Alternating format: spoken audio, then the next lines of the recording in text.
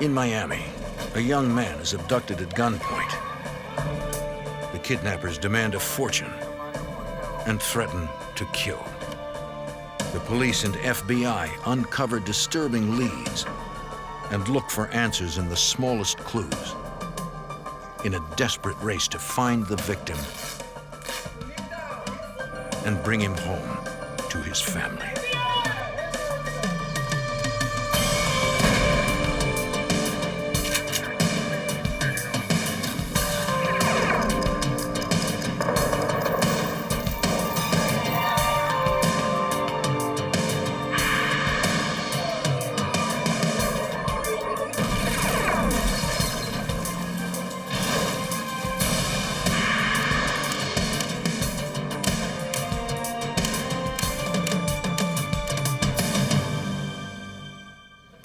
Kidnapping can shatter a family, bringing terror and heartache without warning. In 1984, with the flash of a gun, an ordinary business transaction became a violent abduction. In seconds, the son of a wealthy Miami developer was gone. I'm Jim Kallstrom, former head of the FBI's New York office.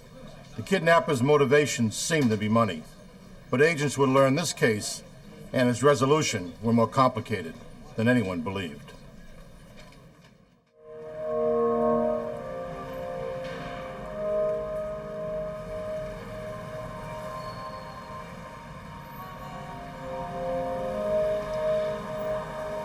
Miami, Florida, Tuesday, August 7th, 1984. At 6 o'clock, the sales office of real estate developer Jesus Portela was closing. Mr. Portela had emigrated from Cuba 22 years earlier, building a successful business in Miami. His 22-year-old son, Mario, was recently married and worked as a salesman for his father, as did Mario's uncle. A little after 6, a couple approached the office.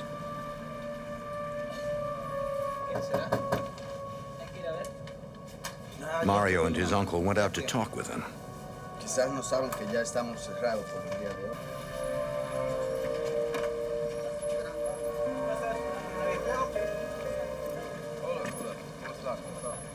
The couple asked about condo prices. The man seemed anxious as they spoke. The uncle explained that the office had closed. He asked them to return in the morning. At the couple's request, he went inside to get some brochures for them.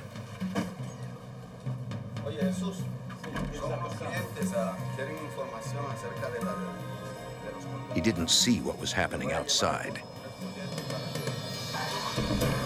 An armed man had pulled up, and the three were abducting Mario.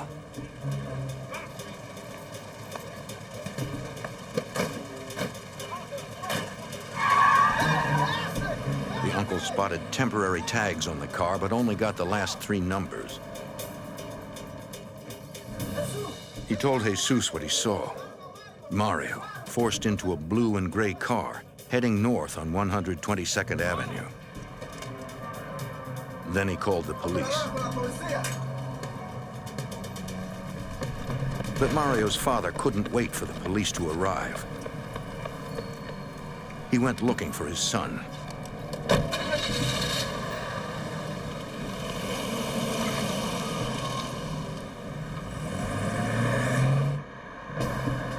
Soon he spotted a car matching the description of the kidnapper's vehicle. For years, he had carried a licensed gun for protection. Now, he was ready to use it.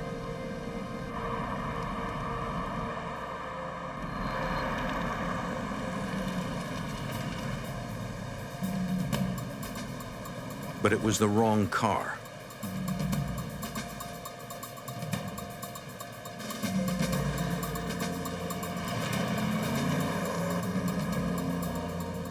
Realizing he couldn't find the kidnappers himself, Jesus returned to wait for the authorities.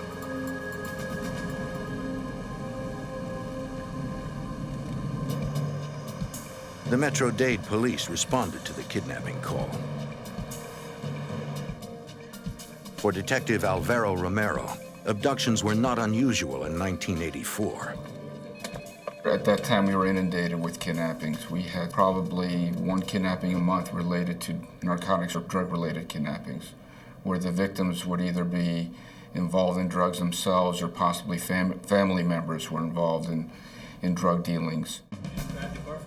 But detectives quickly realized Mario's abduction was different.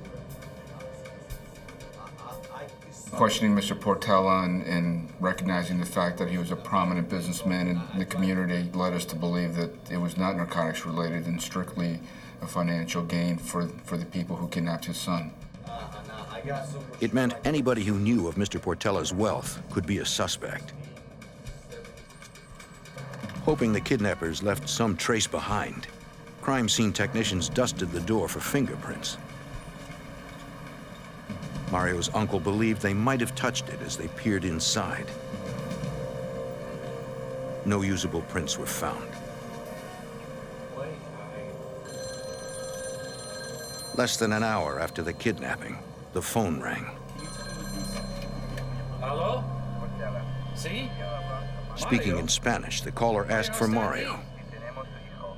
Mr. Portela didn't recognize the voice. No. ¿Quién habla? The caller then announced he was part of a terrorist group that was holding Mario for $3 million in ransom. Although no recording equipment was in place, a Spanish-speaking detective listening in identified the caller's accent as Colombian. The caller threatened to kill Mario if Jesus notified police or the FBI, and warned that the group was watching the Portela house and gave the address. The distraught father pleaded to speak with his son. Hello? The kidnapper announced he would call Jesus's home in 3 days. Hello? Police could not trace the call, but it helped them understand the type of criminal they were facing. We felt the kidnappers were very violent. They took precautions as far as the phone calls that they were making, and they were very serious in their threats. They knew what they were doing, and we took them very seriously. As with any kidnap for ransom, Metro-Dade police called the Miami field office of the FBI for assistance, and the case went to Special Agent John Gill. The FBI was involved from the very onset. The very fact that a large ransom was demanded caused it to fall into the jurisdiction of what we call the Hobbs Act. The Hobbs Act makes extortion affecting interstate commerce a federal crime, and Mr. Portela's business reached across state lines. Agents from the FBI's reactive squad installed recording equipment on Mr. Portela's office and home phones, and arranged to have all incoming calls traced. The next day, Special Agent Gill wanted to talk with Jesus Portela, but not at the trailer or at home. He asked Jesus to meet him at an empty garage. Agents watched the entrances and exits of the garage for any sign of the kidnappers, but did not see anyone. As far as they could tell, it was safe for Gill to question Mr. Portela. Portela. Yes. My name is John Gill. Your credentials, sir. I have been assigned the administrator of this kidnapping case. The agent asked if Mr. Portela knew of anyone who had a grudge against him, or if he had ever been threatened. The worried father could think of only one minor incident. He said that 8 months earlier, a man and woman burst into his office. He knew the woman. Her name was Rose de Parias. She recently purchased a condominium from him and said she discovered her neighbor's payments were lower than hers. Mr. Portela explained that the difference was because the neighbor had obtained a better finance rate. It was between the buyer and the bank. The payments were not made to him at all. The financier had paid for the condominium, and he was out of the picture, so to speak. The two refused to accept the explanation. the man began threatening him, demanding that Portela refund the money. But there was nothing he could do. Before they left, Rose de Parias vowed she would get her money back, one way or another. Mr. Portela had reported the incident to police.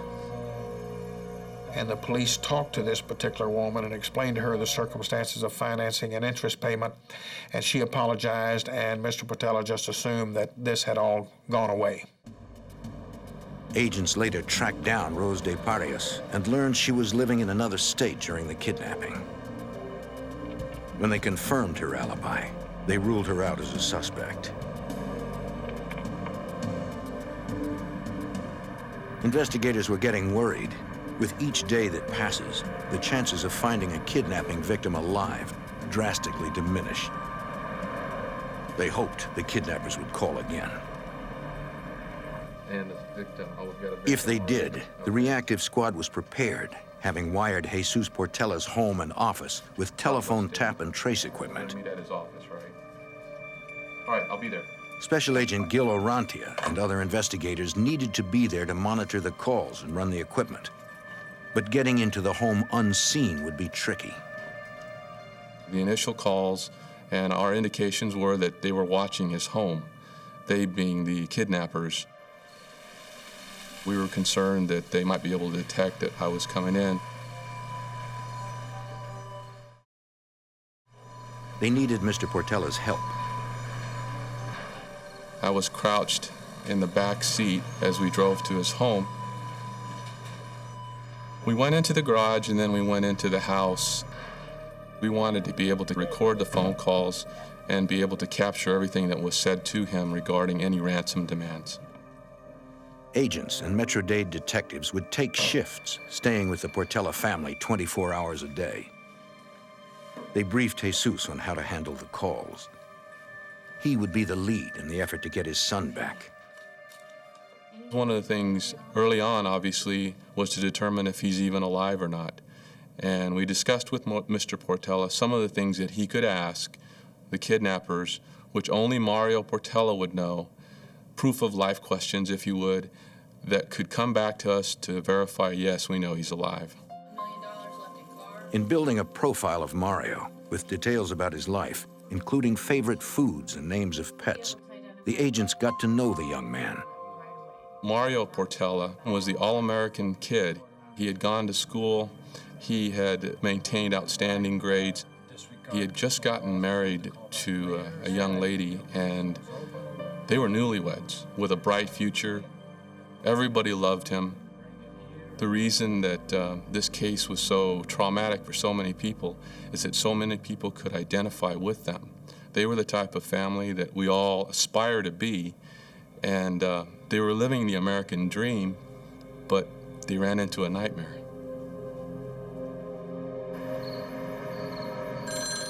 As promised, the kidnappers called 3 days after the abduction.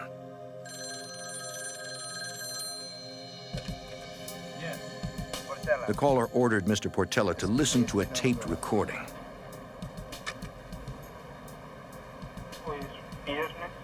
The voice on the tape was Mario. He pleaded with his father to pay the ransom money, warning the kidnappers was serious and would kill him if he called the police or the FBI. Jesus told the caller he had discreetly begun the process of securing the money from his bank. Agents reminded Mr. Portela to ask the proof of life questions, including what Mario's nickname was as a child and the name of the dog his wife used to have. The man agreed to call back with the answers.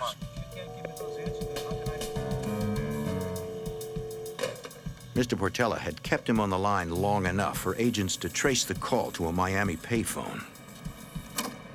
But the caller had gone before surveillance units arrived.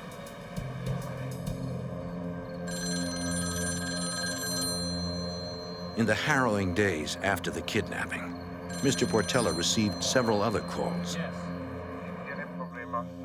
Speaking in Spanish, a different man talked vaguely and mysteriously of a business proposition apparently unrelated to the abduction.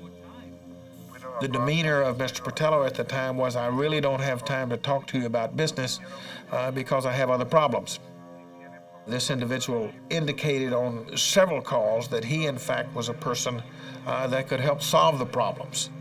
His persistence in trying to communicate his involvement in whatever Mr. Portello's problem was caused us to be highly suspicious that somehow he was playing a role or a part in the kidnapping or the ransom demands. Jesus kept the man on the line, and investigators pinpointed the source of the call. It was coming from the same area as the kidnapper's earlier call. Surveillance units made it to the scene in time to spot the person on the phone.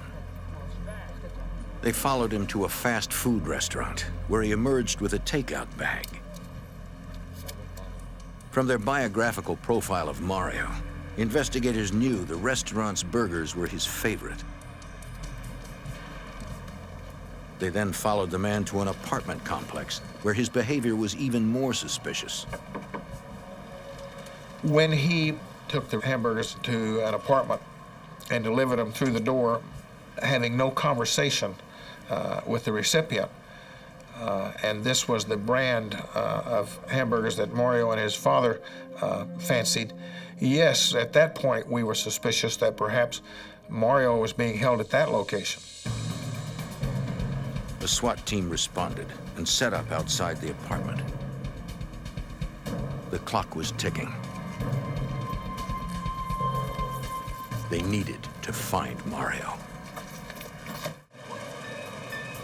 In Miami, the FBI and Metro-Dade police were trying to find Mario Portella and whoever kidnapped him. Their first good lead brought them to a Miami apartment where they believed the kidnappers might be holding Mario. The SWAT team quickly secured the apartment and searched each of its rooms. But Mario was not there. It had been a false lead for FBI Special Agent John Gill. It was determined not only by search, but interview of the people there that they were not related or associated with the kidnapping whatsoever. Interviewing the caller, agents determined he knew nothing of the abduction and was merely trying to get work with Mr. Portella's company. Investigators again were forced to wait for the kidnappers to make the next move.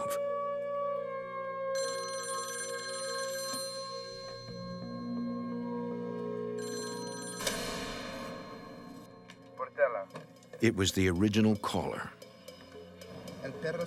He answered the proof of life questions correctly, suggesting Mario might still be alive. That's correct. And again demanded $3 million. As instructed, Jesus tried to keep the caller on the line. He said he had spoken to the bank and could only come up with 1/3 of the amount. As Mr. Portella negotiated, agents traced the call to another Miami payphone. Units were on their way.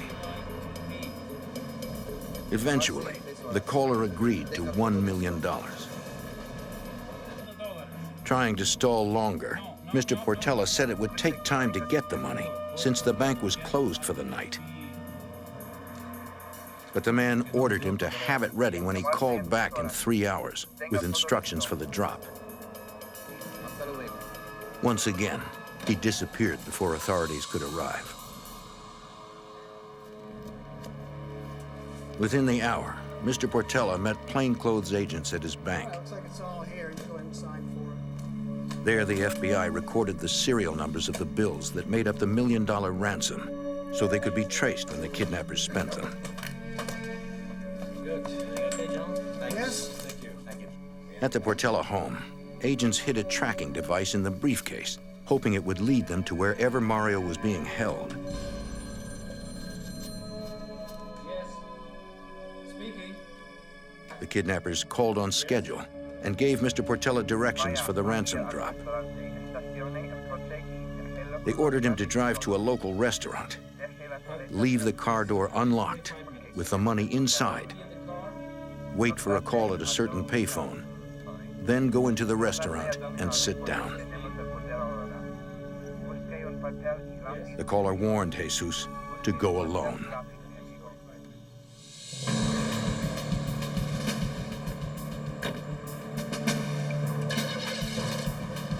With the loaded briefcases, Jesus began the trip. It took less than half an hour, but to the worried father, it must have seemed an eternity. The restaurant was in a tough and dangerous part of Miami. Undercover agents and Metro-Dade detectives were already there, watching. Agents also manned an empty apartment with a view of the restaurant. Jesus Portela arrived, carrying $1 million in cash and hoping finally to get his son back. But he would soon discover that nothing was as the kidnappers said it would be. Jesus Portela was on his way to deliver $1 million ransom in an unsafe part of Miami, hoping to get his son Mario back. The way he handled the troubling and dangerous situation impressed the investigators working with him, including FBI Special Agent Gil Orantia. For him to have endured what he did, I have all the respect for him in the world. He performed very, very well. He did the things we asked him to. He did things that probably most of us couldn't do. The FBI and Metro-Dade police had undercover personnel staking out the restaurant.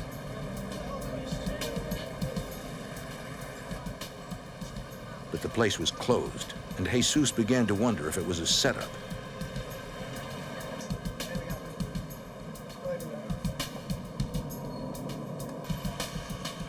He found a payphone, though not where the kidnappers said it would be. He was nervous about leaving his car unlocked with $1 million in it. He hoped the kidnappers would call before anything happened to him. If thieves made off with the money, he might never see his son again. Waiting for a phone call, is that all right? I believe it's too clean cut to be around this area. Well, I'm waiting for a phone call. Don't you have something better to do? Keep going.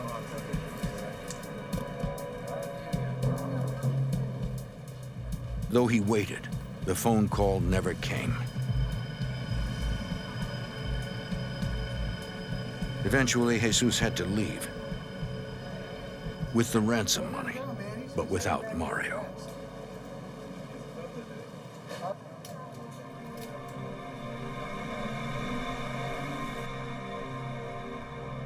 He and the investigators spent days waiting for the kidnappers to call again with new instructions.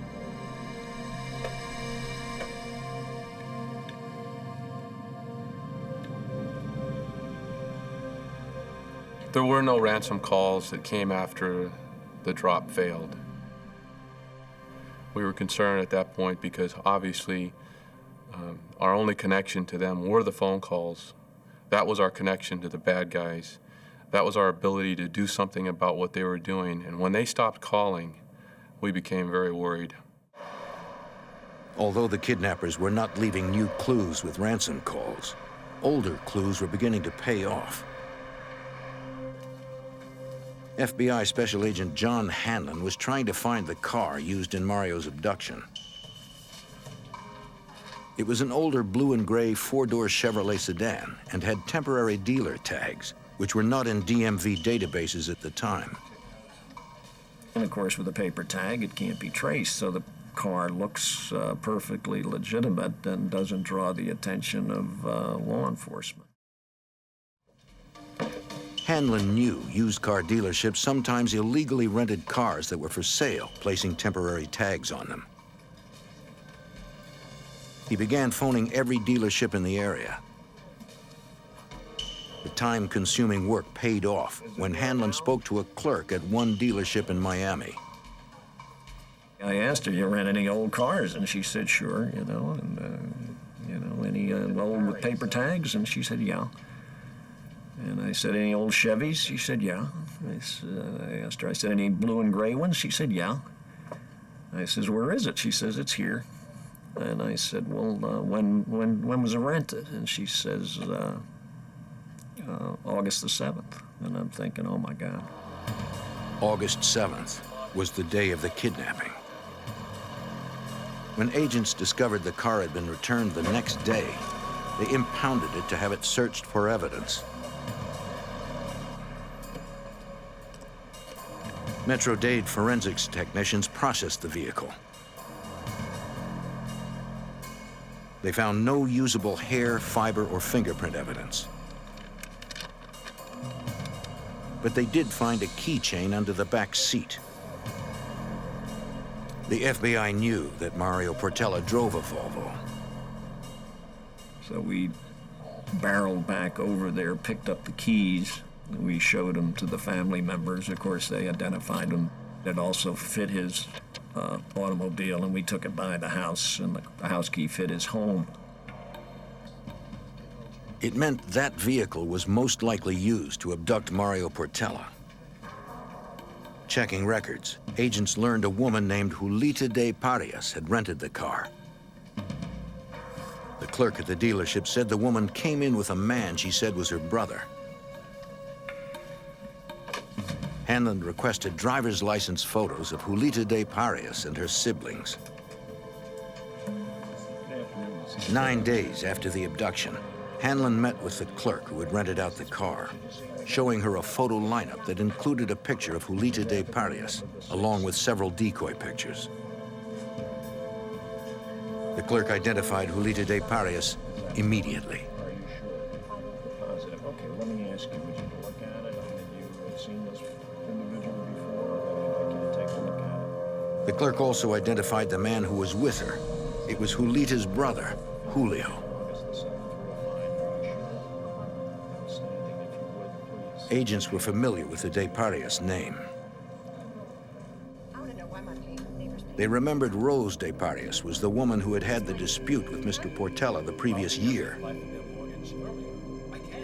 Julita was Rose's sister.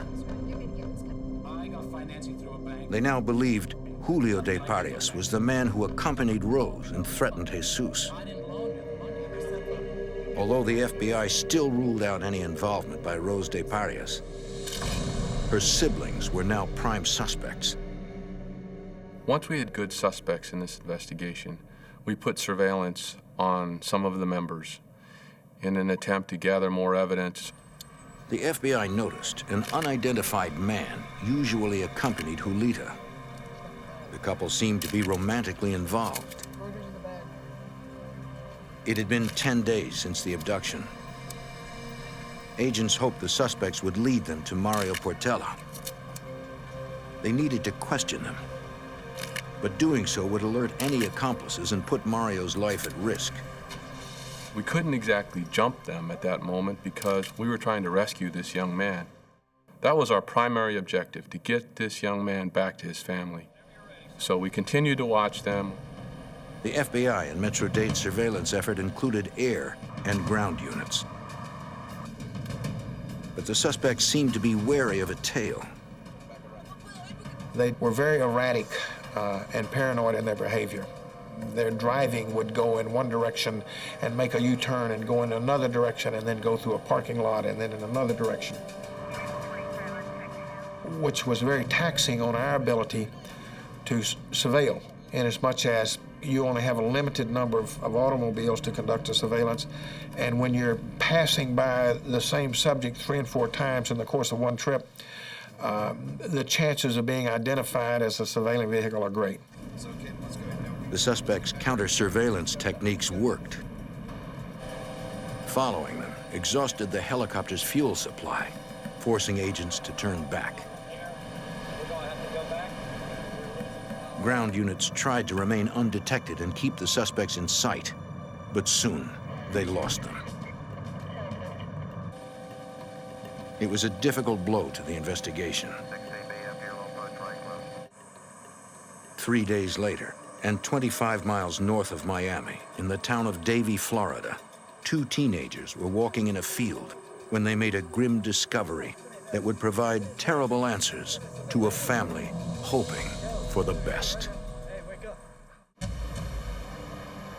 13 days after Mario Portela was kidnapped, teenagers discovered a body in Davie, Florida, 25 miles north of Miami. Davie police realized it was a murder. The man's head was completely wrapped with duct tape. Detective Ed Taylor faced the challenge of identifying the victim. All we knew at that time was it was a male. We didn't know how old he was because his entire head had been taped. His hands had been taped behind his back and his ankles had been taped together as well. So at the scene, we really didn't have very much information as to the identity of the victim or how old he was or anything of that nature. They needed to examine the body, tape, and sleeping bag for more clues and remove the evidence to the controlled environment of the lab. Dr. James Ongley, then Associate Medical Examiner for Broward County, performed the autopsy. He removed the duct tape surrounding the head, careful to preserve each tear and section for later analysis by forensics technicians. With the tape off, Dr. Ongley could describe the victim as male, between the ages of 20 and 40, 5 foot 9 inches tall, with brown eyes and brown hair. Although the victim had been severely beaten, the cause of death was asphyxiation.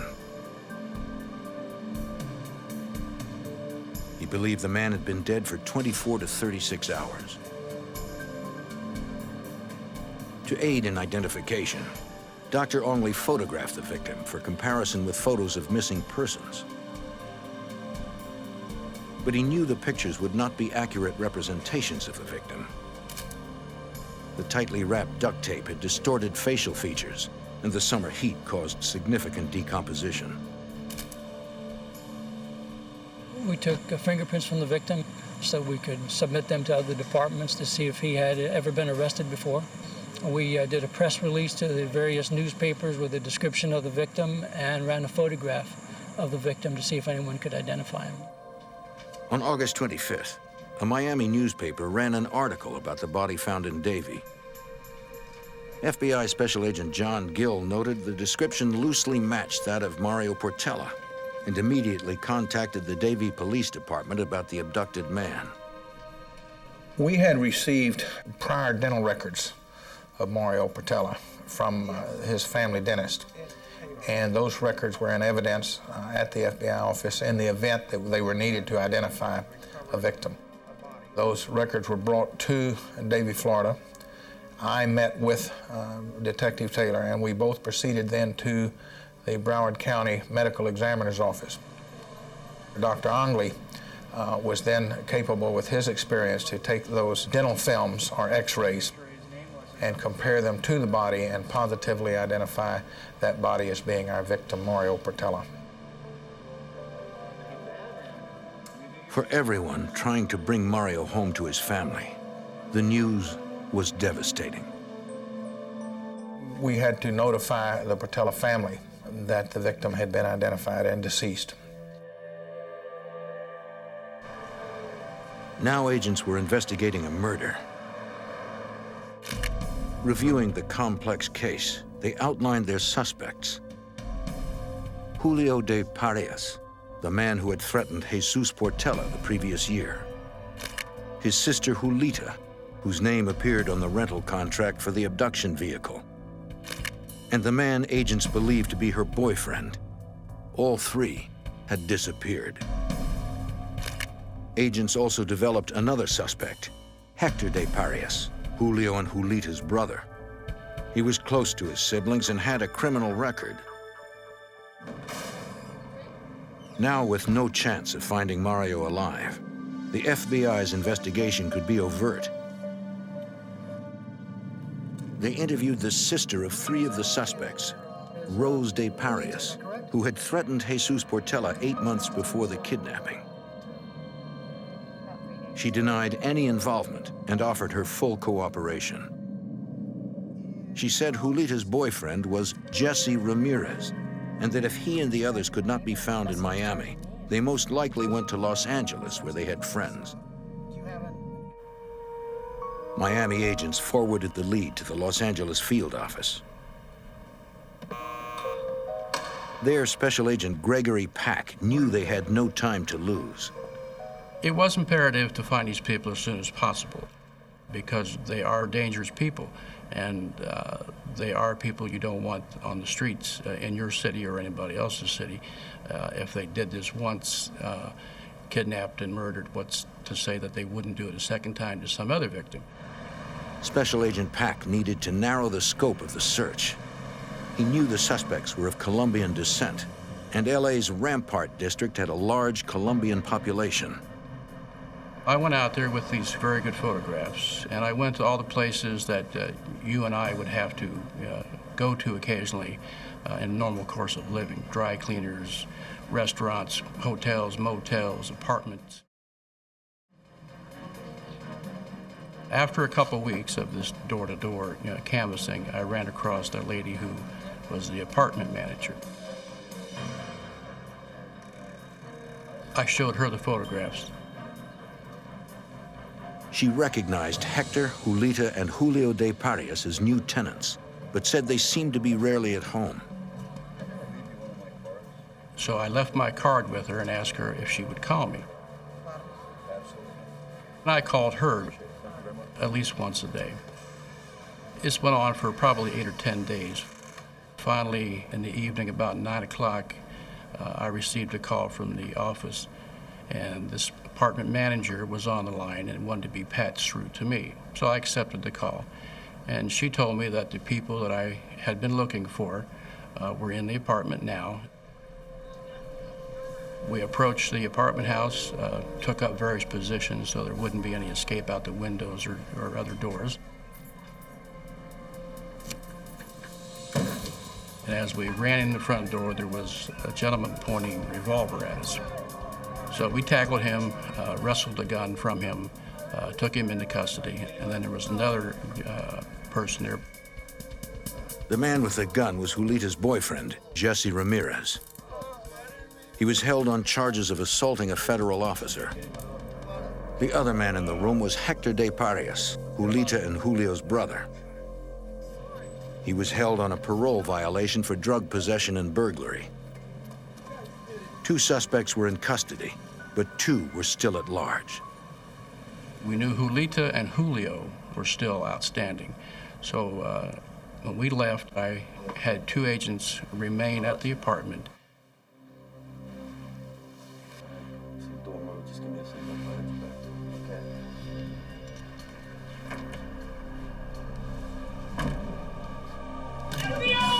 Several hours later, Julita came back.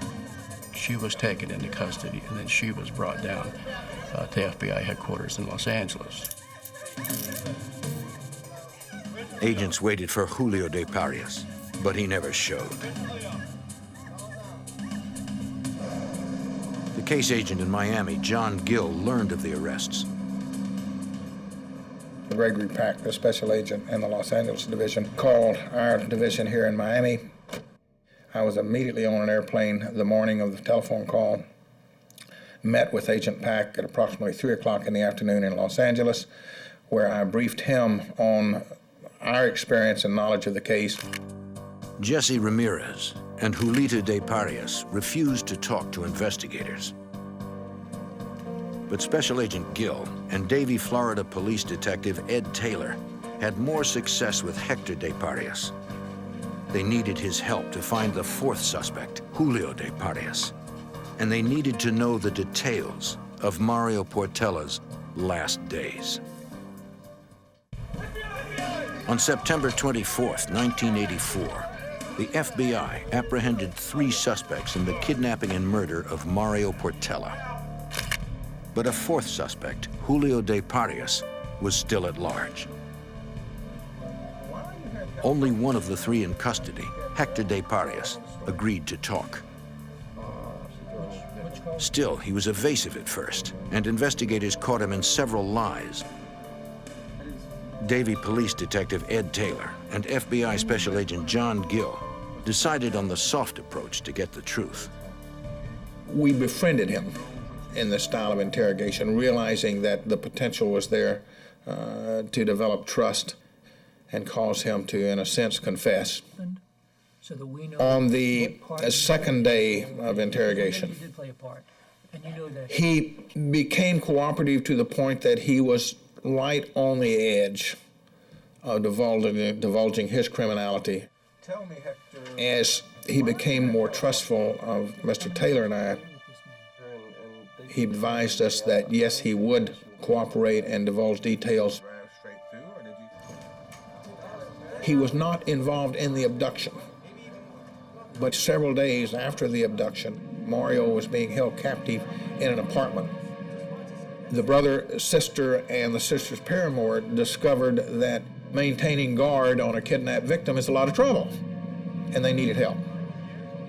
And they knew that Hector was available, that he was unemployed, that he was addicted to marijuana, could not get a job, and in fact would jump at an opportunity to participate in a venture with financial gain.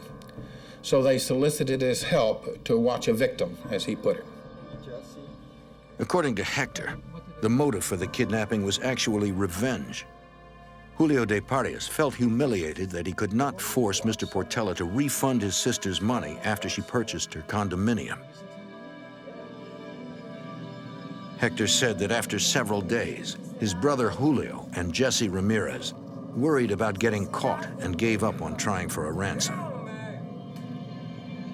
They decided they had to get rid of the only link to them, Mario Portela.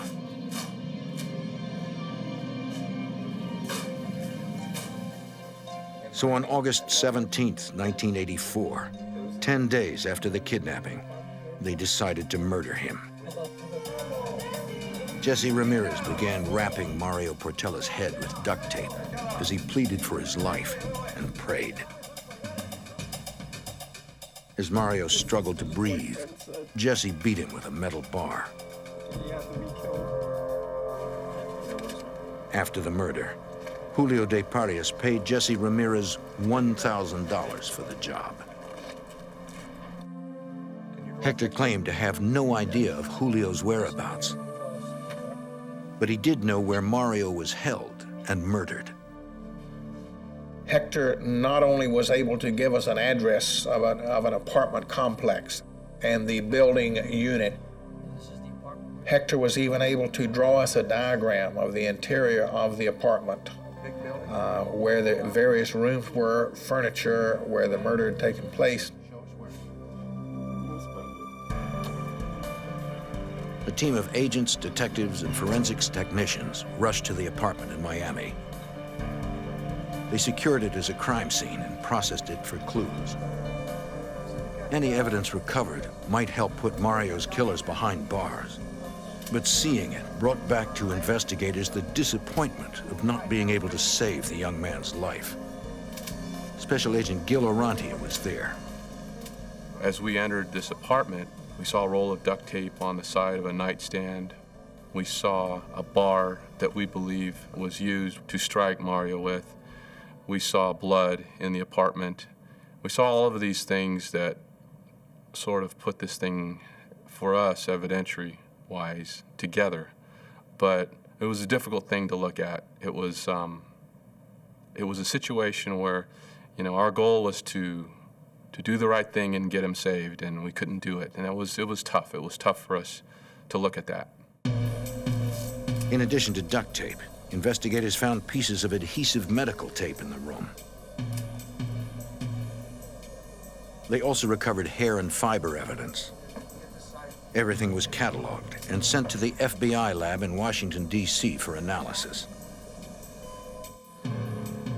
There, Special Agent Hal Dedman of the FBI's Trace Evidence Unit analyzed the items.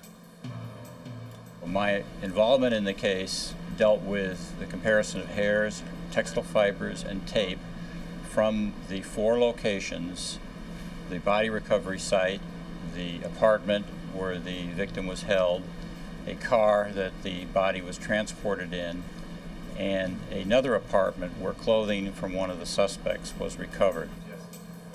He matched carpet fibers from those locations to samples found on the suspects and the victim. He also compared the tape wrapped around the victim's head, arms, and legs to the rolls of tape recovered at the murder scene. If you have two pieces of tape that were once original or adjoining sections of the same piece of tape, and that tape is torn, the yarns are not all going to have the same appearance, they're not going to have the same length. You'll have short pieces and long pieces. And you can fit these pieces of tape together much like you'd fit pieces together in a jigsaw puzzle. Special Agent Dedman determined the tear on the roll of tape from the apartment was a perfect fit with a piece of tape recovered from the victim's head.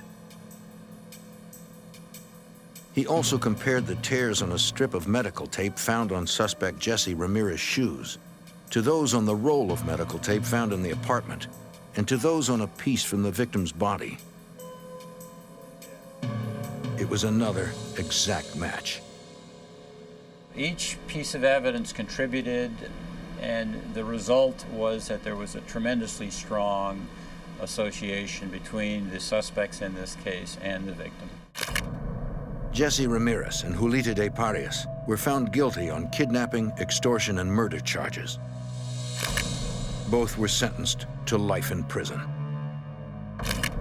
Hector de Parias pleaded guilty to the same charges and received 40 years. But the fourth suspect, Julio de Parias, was still out there. We believed that he could have fled to Latin America somewhere. So we printed up wanted flyers that you'd find in your post office, in police departments. We sent them all over the place. And we developed the same ones in Spanish. And we distributed them throughout Latin America.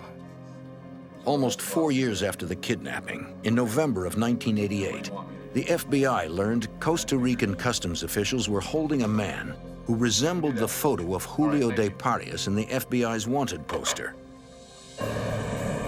Special Agent Orantia flew to Costa Rica. The man did look like the photo, but it was his voice, the one from the ransom calls, that tipped Orantia off. I had listened to those phone calls over and over and over again, hundreds of times. I knew that voice. That voice was a part of me as much as anything's a part of me. So at the moment he opened his mouth, that was it. That was it. It cinched it. I knew it was him. The federal trial of Julio de Parias began 5 years to the day after Mario Portella's abduction. He was convicted of kidnapping, extortion, and murder, and sentenced to life. For the FBI agents who had gotten to know the victim's family, the convictions were important, but not the ending they had expected. This was a horrendous crime. For some type of justice not to come out of it would have been difficult for the community in Miami and for the family, and I'll be honest with you, for us too, the agents. So I think the idea that some type of justice occurred is paramount. That's the only thing we can cling to, all of us, that at least they were caught. The Portella family has persevered. They will never forget Mario, and they have not given up their dream.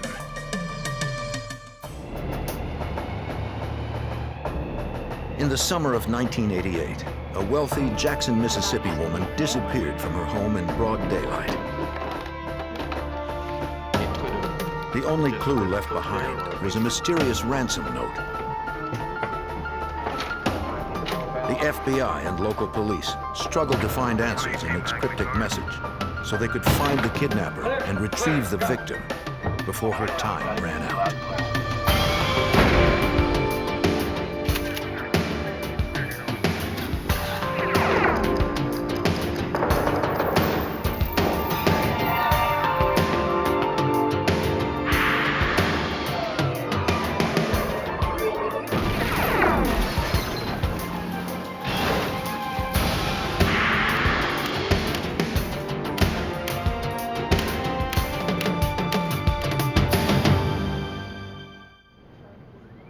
A daring kidnapping and a bizarre ransom note baffled Mississippi authorities.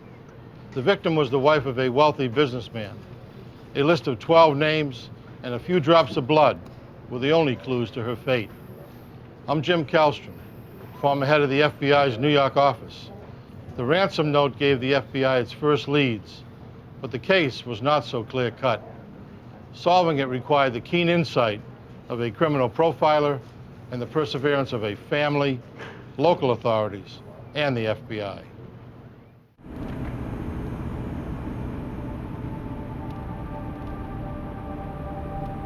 – 6 a.m., July 26, 1988. The heat of a midsummer day would soon bear down on the southern city of Jackson, Mississippi.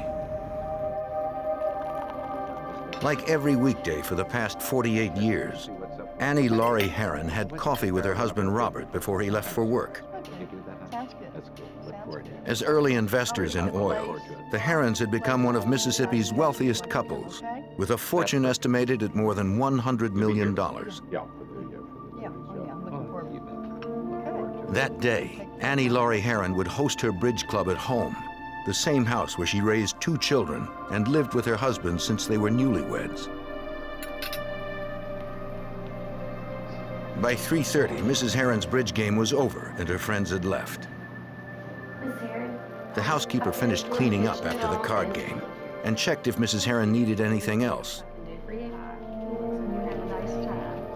The 73-year-old woman said everything was fine.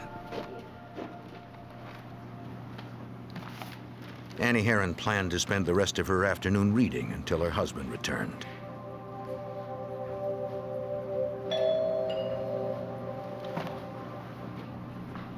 She wasn't expecting anyone, but perhaps one of the bridge players or the housekeeper had forgotten something. Her husband wasn't due home for an hour. How are you, ma'am? I'm fine, thank you. How are you? Good. I got to see your husband. I have a letter. I'm back to see him. No, I don't mind waiting at all. Annie Laurie Herron was on her own. At about 4:30 that afternoon, Robert Herron returned from work.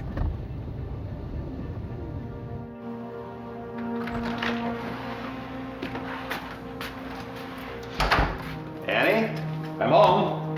He saw that his wife wasn't home and figured she was out with her friends or daughter.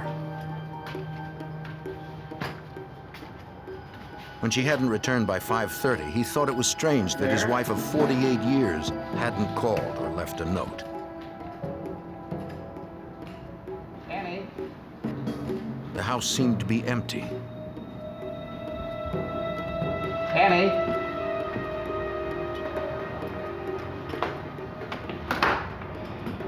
Robert grew concerned and began calling family and friends. Anywhere that I can tell? No one had seen Annie since the bridge game. Maybe we're going to have to do something else. Thank you. Robert's son-in-law, who lived nearby, said he would be right over.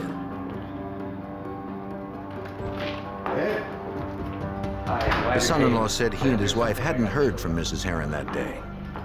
Right here. Robert Herron pointed out that when Annie left the house, she usually took her purse. But his wife's purse and shoes sat beside her reading chair. Her newspaper and glasses were nearby. Neighbors, you know, we're just, I just don't know what to say. Robert was worried since Mrs. Herron's medicine for a chronic intestinal disease was still in the bathroom. She would need to take it soon or she would not be able to absorb food. The men continued to search for some indication of where she'd gone.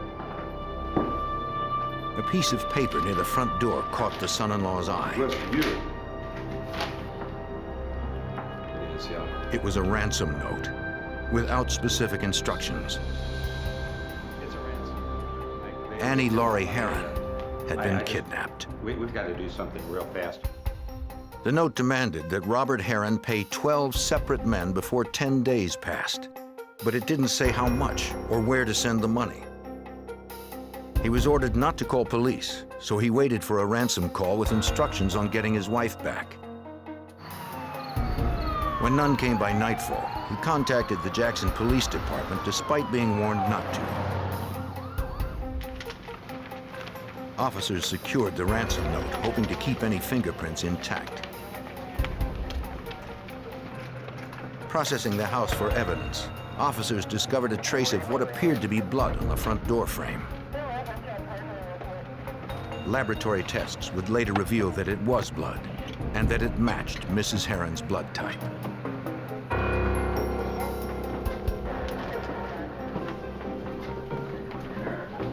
A Jackson police detective interviewed Robert Herron. They wanted to know if he or his wife had ever been threatened. I'd like to ask you a few questions. He had no idea who would want to harm Say it them. was there for me to find. It's a ransom. If Mrs. Herron were without her medication for long, her intestinal condition would become critical. It was folded just like that. Kidnapping is a crime that must be solved quickly, or the chances of rescuing the victim are slim. That evening, Jackson police contacted Special Agent Patrick McGlennon of the FBI's Jackson field office to bring the resources of the federal government to bear right away. Under the federal kidnapping statute, the FBI has jurisdiction whenever an individual is kidnapped in the United States. The presumption in this case, of course, was a kidnapping had occurred, a ransom demand had been made, and the possibility of travel interstate is in fact why the FBI gets involved in these types of matters. The FBI called U.S. Attorney James Tucker, who would advise investigators in legal matters as the case developed. Like most residents of Jackson, Tucker had great admiration for the Herrons. Robert Herron was a self-made man, and at the time of this incident, which was 1988, Mr. Herron was probably considered one of the foremost financial wizards here in the Jackson area. He was well known in the business community. He was a generous person, so he was becoming well known for his particular acts of generosity. By dawn the next day, FBI agents and evidence technicians arrived at the Herrons' home. The Jackson police detective filled in the case agent on what they'd learned so far. The FBI set up a satellite command post at the residence and tapped the Herrons' phone, ready to trace any ransom calls.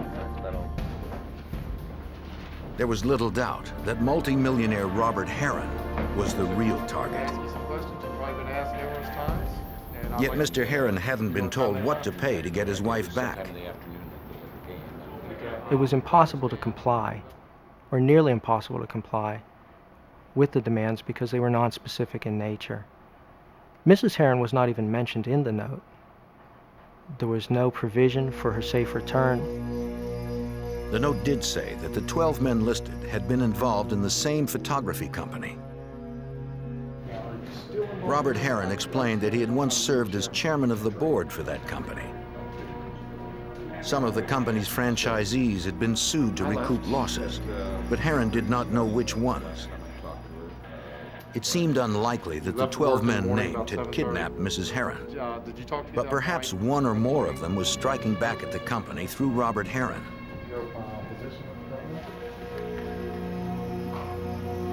Technicians collected samples of all the writing pads and paper in the Herrons' home.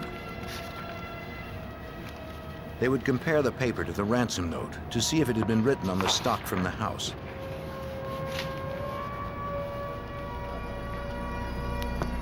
The results would take a few days.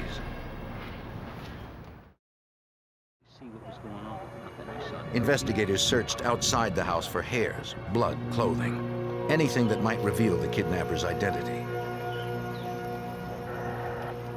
They looked for cigarette butts or evidence of food or drink, signs that someone had been watching the house.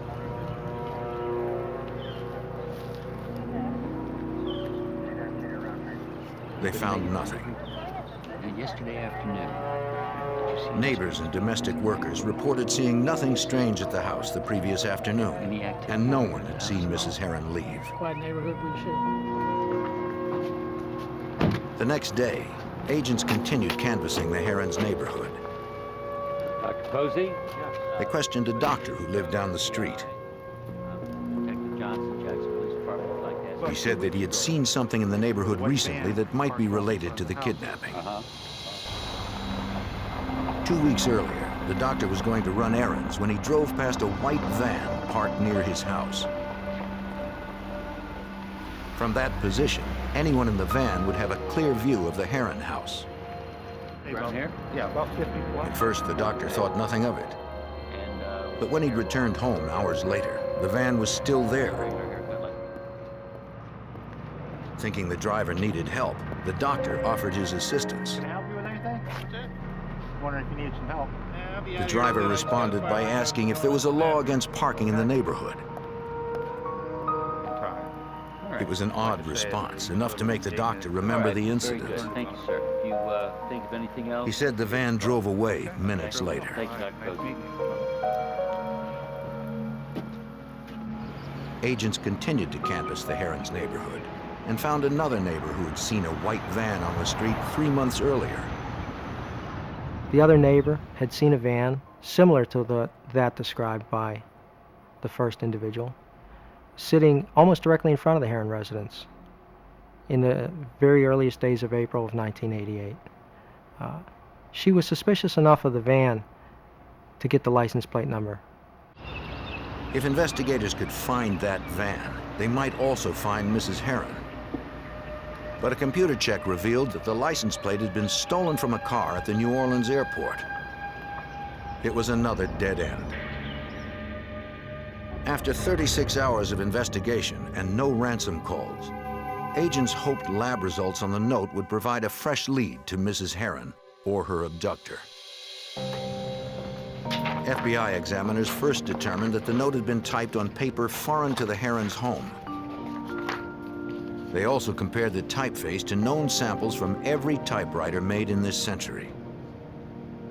The laboratory division was able to determine that the demand letter was in fact typed by a Royal typewriter manufactured between 1912 and 1927. There was nothing else contained on the demand letter which would give analysts any type of ability to tell us the manufacturer of the paper or whether there were any indented writing or other evidence on the letter. A latent fingerprint examination revealed nothing, and a spot on the note believed to be a bloodstain was too small to analyze.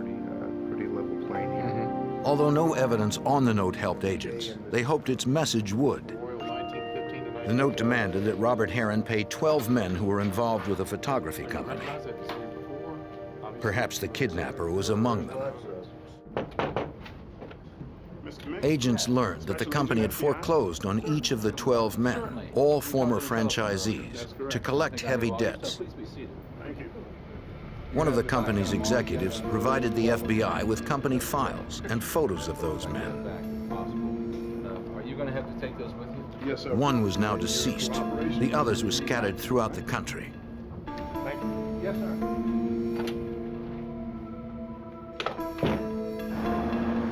At the FBI's Jackson field office, agents split up the 11 names and began to review the files and photographs. They sent leads to FBI offices in the towns and cities where the men currently lived, requesting additional information. Agents found that many had financial troubles. They tried to ascertain if those men had traveled near the Heron neighborhood when the white van was spotted there, and again recently when the kidnapping occurred. FBI agents across the country began covert surveillance on the former franchisees. They hoped one of the men would lead them to the ailing 73-year-old woman. But as the kidnapping investigation stretched into its third day, only 7 days remained on the ransom note deadline, and agents still lacked instructions on how to recover Annie Laurie Heron alive. Hi, how are you, ma'am? 3 days had passed since Annie Laurie Heron, an elderly grandmother, had been abducted from her Jackson, Mississippi home in broad daylight. The FBI continued surveillance on 11 men named in the ransom note found inside the Herons' home. Agents couldn't confront the men. A frightened kidnapper might harm the victim. Special Agent Patrick McGlennon hoped one of them would lead to the missing woman. We wanted to determine if they were traveling even small distances from their residences or business. We wanted to see if they perhaps were keeping Mrs. Heron at a remote location where they might have to provide food, water, other conveniences for her, that they wouldn't want to be too far away from the victim. Despite the efforts of dozens of agents around the country, they discovered no direct leads to Mrs. Heron's whereabouts.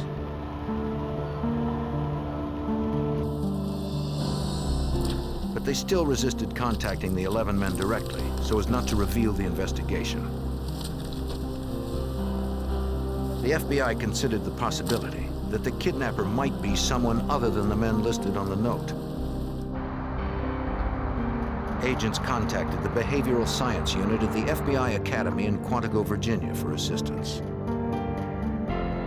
Profilers in the unit are agents trained to determine characteristics of criminals from the details of a case.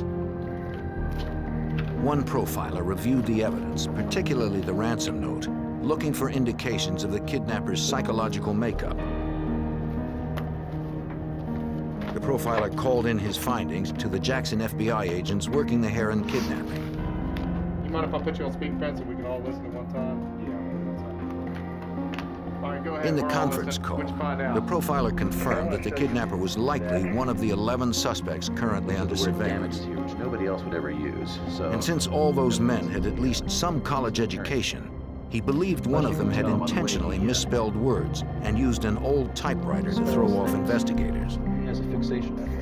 The profiler said the abduction was an act of revenge against Robert Heron by a paranoid individual who was willing to kill. The Behavioral Science Unit believed that a sole perpetrator was responsible for this crime, that it would be a white male of approximate middle age, and that the individual would probably be working alone, although if they were working in concert with someone else, that person would provide a very subordinate role. It's bad. The profiler also concluded that by this time, there was only a 50% chance that Annie Heron was still alive. One further detail caught the profiler's eye, a phrase that did not seem to match the rest of the note and might point to the profession of the kidnapper. The note said, "Pay them whatever damages are owed to them. If any is dead, pay their children." Damages is a legal term. It was telling in that one of the individuals on that demand note was an attorney. Special Agent Tom Montgomery of the FBI's Jacksonville, Florida office was called in to investigate the attorney listed on the note, a man named N. Alfred Wynn. After we received the name of N. Alfred Wynn, we did the public record background checks. We also contacted the St. Petersburg Police Department, the Pinellas County Sheriff's Office, found that he had no criminal record, did our own computer checks also. We determined that he was a St. Petersburg attorney and that he lived above his office. Yeah. What's this all about? Well, I'm investigating a crime. An agent went to interview Wynn at his office residence. So, Mr. Wynn, you were camping with your girlfriend. Alfred Wynn said he had nothing to do with the kidnapping and explained where he was on July 26th, the day Mrs. Heron went missing. He had been at a bar with a prostitute. He said that on that evening he had called his paralegal back at the office. Thanks. He asked the employee to meet him at the bar to lend him $100 so he could go home with the prostitute. Big time. How about you? The paralegal promised to be right over.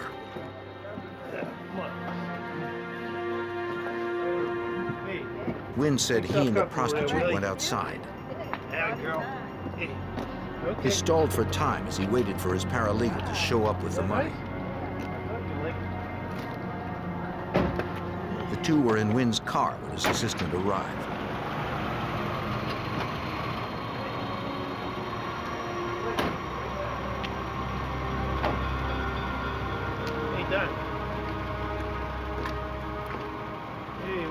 Wynn took the money, then left with the prostitute. Wynn said he didn't remember much about the evening. He didn't know the name of the bar or the prostitute's real name.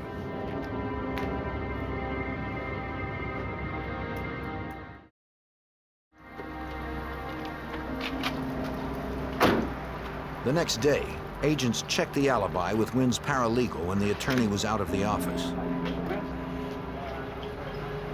He corroborated his boss's story and also claimed that he didn't know the bar's name since he had never been there before or since.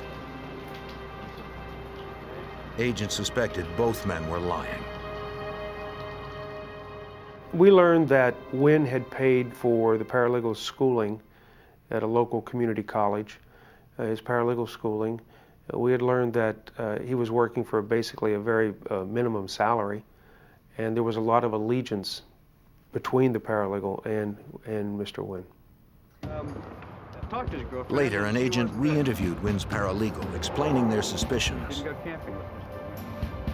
He maintained that he had met Wynn at the bar on the same day of the kidnapping, though he did reveal something new about his boss. He said that Wynn's legal battle with the photography company had begun when the company foreclosed on him 7 years earlier, and that he had fought the lawsuit with a vengeance. He had attempted to declare bankruptcy 3 times in order to avoid paying his debts. Under a court order to recover the money, the U.S. Marshal's Office had confiscated Wynn's valuables, including 1,000 shares of expensive stock. They also impounded Wynn's European sports coupe, a car the paralegal said Wynn loved. In addition, they put his St. Petersburg office up for auction. On July 6, 1988, less than 3 weeks before Mrs. Heron disappeared, Wynn had been notified of an eviction hearing. But he had refused to leave. The paralegal said that Wynn had been furious, believing that the photography company had ruined his life. Going to get that date for me? You're going to check that The date? FBI wondered if the paralegal had been involved in the kidnapping. Okay. All right, thanks. We pulled all vehicles registered to the paralegal, friends and associates of Mr. Wynn, to include Mr. Wynn, and learned that the paralegal had a white van registered to him, and through an interview of the paralegal learned that the vehicle was utilized by Wynn on several occasions. It seemed to be a major breakthrough in the case. The vehicle identification number revealed the name of the previous owner. An agent went to interview her. You're right, it's just like you said. He didn't return until... She said Alfred Wynn, not his paralegal, had been the actual buyer. She said that Wynn had acted strangely. He was adamant that his name not be written on the title. So the woman left the line for the buyer's name blank. The lead was promising, but then agents learned that the van had been in the repair shop on the day of the kidnapping. Okay, how long was he gone? It was one more frustration in a difficult case. After more than a week, the FBI and U.S. Attorney James Tucker were no closer to finding Mrs. Heron. A case like this is extremely difficult when you don't have an eyewitness to any one of several situations. We did not have an eyewitness as to the abduction itself. We did not have an eyewitness that Newton Alfred Wynn or any of the other people listed in the particular note had ever been in Mrs. Heron's company. At the Jackson, Mississippi police station, investigators again met with the doctor who had seen a white van in the Herons' neighborhood. Go through those and see if there's anybody you recognize. They hoped he could recognize the driver in a photo lineup. Short here. The neighbor quickly picked out the photo of Alfred Wynn. I'm positive. He was certain it was Wynn he saw reading a map in a white van across the street from his house in mid-July, less than 2 weeks before Mrs. Heron's abduction. The other neighbor, who had seen a similar van, also identified Wynn as the driver. It was clear to agents that Alfred Wynn was connected to the kidnapping of Annie Laurie Heron, yet they didn't know how. Thank you very much. Give me a call if you need it. We thought, because of the positive identification, that Wynn was definitely somehow involved in the kidnapping. If not the actual perpetrator, if not the man who walked up to the door and actually grabbed Mrs. Heron, he certainly was directing or calling the shots. Yep. FBI agents kept Wynn under surveillance. They believed that he could lead them to the missing woman. But as the deadline in the ransom note approached, hopes of finding the frail Mrs. Heron dimmed further. The day after the deadline in a ransom note, FBI agents and local detectives briefed the husband of kidnapped Jackson, Mississippi socialite Annie Laurie Heron in preparation for a televised appeal for his ailing wife's return. We'll be able to do it. Okay, thank you. The note hadn't outlined specific steps to earn Mrs. Heron's release.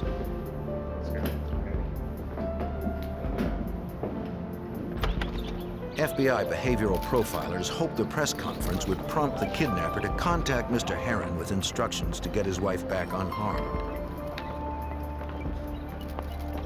With his son and daughter at his side, Robert Heron asked anyone with any information to come forward. As a businessman, He also spoke directly to the kidnapper, promising to follow any specific instructions. A week later, the plan seemed to have worked. On August 15th, 1988, Robert Heron spotted the familiar handwriting of his wife among his mail. The envelope was postmarked August 12th from Atlanta, Georgia. Investigators were careful not to destroy any evidence that might have been left on it. Mr. Heron believed the letter was in his wife's handwriting, too. FBI lab examiners later confirmed that it was. In the letter, Mrs. Heron begged her husband to do what the kidnappers wanted, or they would seal her up in a cellar with only a few jugs of water. Though the letter provided no instructions on how to comply, for Special Agent Patrick McGlennon, it did bring new encouragement just when all hope of recovering Mrs. Heron alive seemed lost. When we received the August 15th letter, which was in Mrs. Heron's handwriting, it really lifted the spirits of everybody that was involved in the case. We felt reasonably sure that she was in good enough condition to write the letter, and we were going to get her back the same way. The letter itself had been dated August 10th, 15 days after the abduction. Yet no one could be sure Mrs. Heron was alive on that date. It was unclear if she had written the letter on her own, or if the message was coerced, according to FBI Special Agent Tom Montgomery. Certain words utilized on the letter seal me up in the cellar with jugs of water. In talking to family members, we found out that those are not words that she would normally utilize. She would have used the word basement or bottles of water. So it is our belief that the letter was dictated to her. If the letter had been dictated, both the message and the date could be false. Having to guess at what exactly he should do, Mr. Heron wrote checks to all the men listed in the original ransom note, according to U.S. Attorney James Tucker. He had already instructed his people to make efforts to determine what financial situations he had had with each of the people that were listed in the original note. So he had some idea at that particular point about how much money had been involved with each of those people. Mr. Heron settled on restitution, roughly equivalent to the amount the men had been ordered to pay in their franchise lawsuits. The total came to almost $1 million. Heron sent $145,000 to the prime suspect, Alfred Wynn. Enclosed with each check was a note requesting the safe return of his wife. The FBI instructed the Postal Service to deliver the envelopes the next day.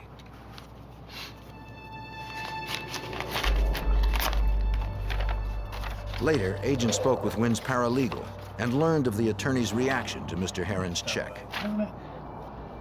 When Mr. Wynn received his check in Tampa, Florida, he opened it, read the contents of the letter from Mr. Heron, turned to his paralegal and stated, "This is not what I wanted." He told his paralegal that what he had wanted was to get his life back, the return of his confiscated car, jewelry, and other property. Wynn sent back the check with a note enclosed, saying he hoped Mrs. Heron would be returned safely.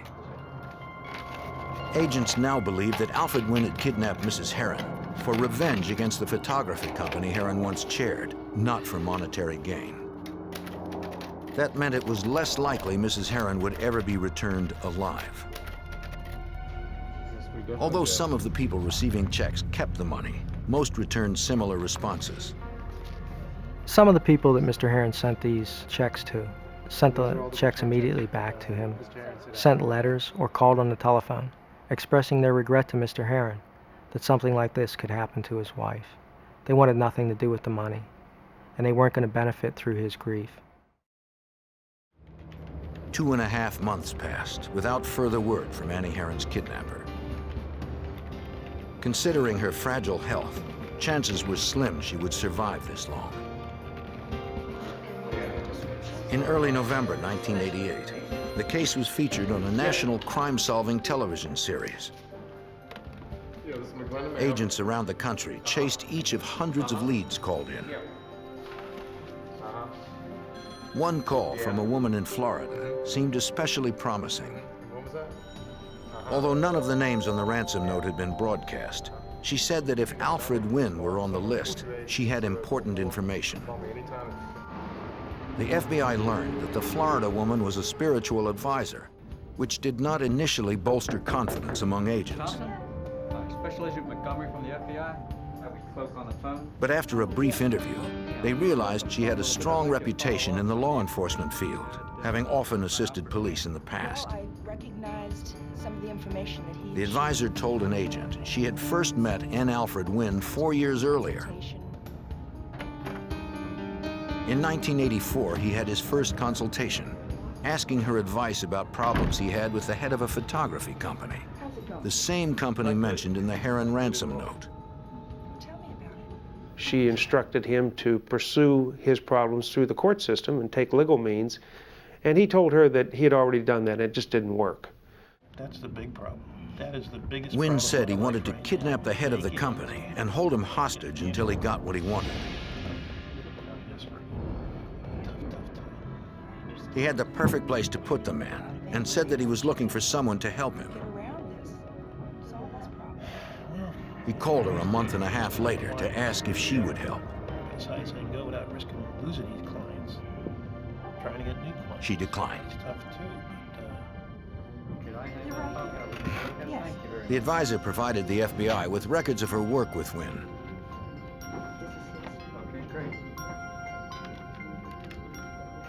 Once assured agents would protect her, she agreed to become a cooperating witness and promised to contact Wynn to arrange a meeting. Anything else, or if you want to talk to me, if you want to think of anything at all that might be helpful, please give me a FBI technicians would wire her office for sound and video.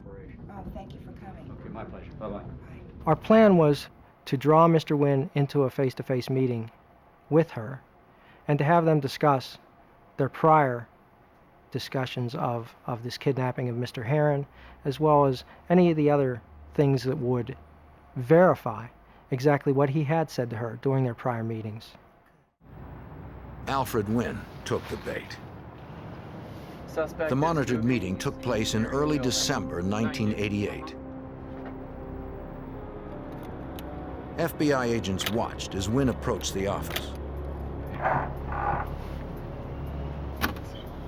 Agents hoped he would reveal the whereabouts of the missing woman.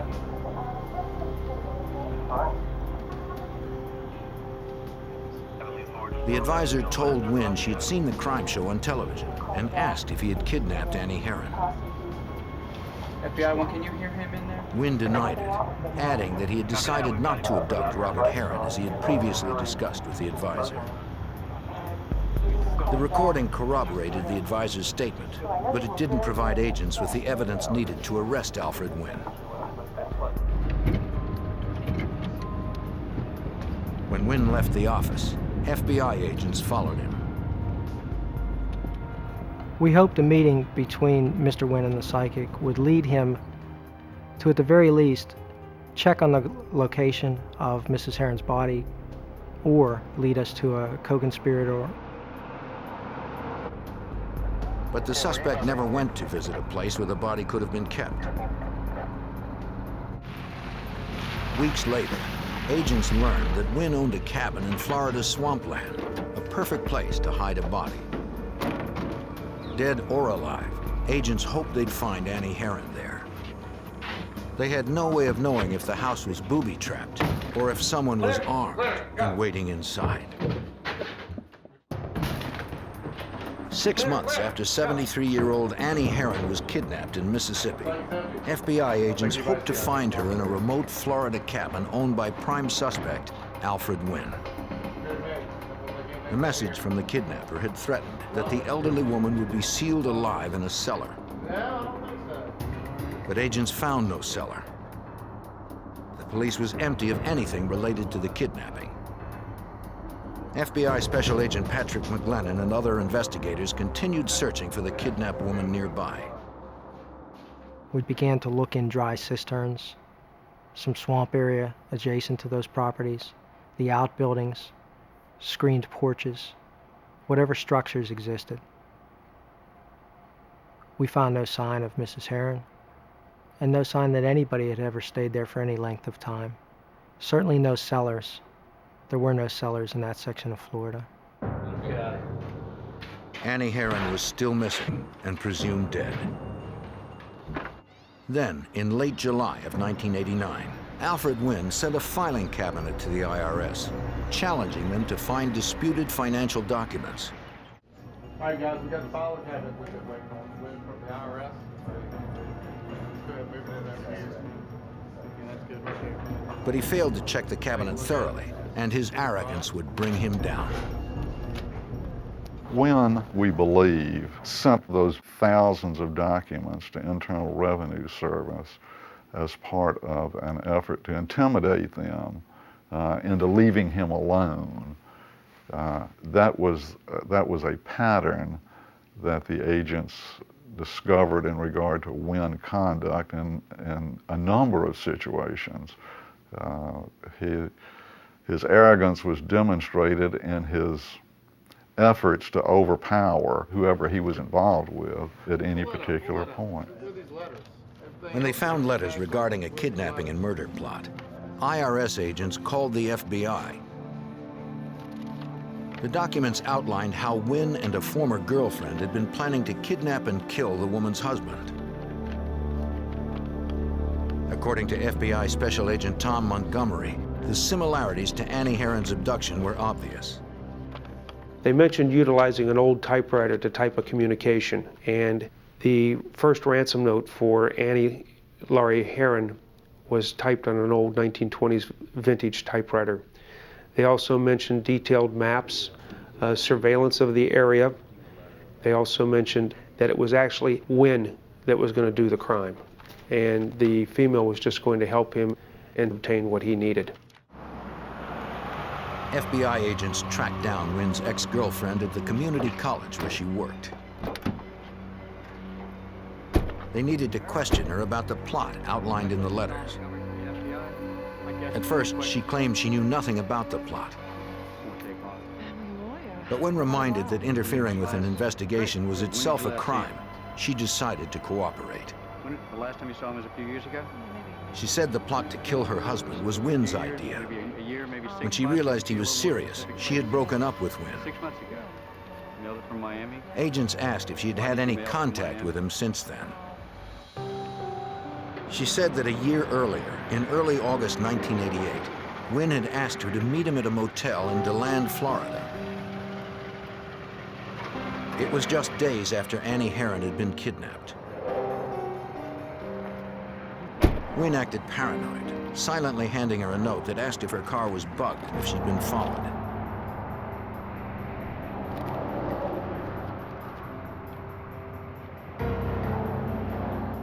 When he was convinced it was safe, he began talking. What's this all about? Wynn asked her to mail a letter for him, offering her $500 plus travel expenses. First of all, did I touch it? She agreed, and he paid her half in advance, $250. Wynn handed her an envelope wrapped in a gray linen napkin. Then he gave her very specific instructions. She was not to touch the envelope or even look at the address. Wynn ordered her to mail it from Atlanta, buy the airline tickets under a false name, and fly into and out of 2 different airports. He instructed her to change her appearance before the trip.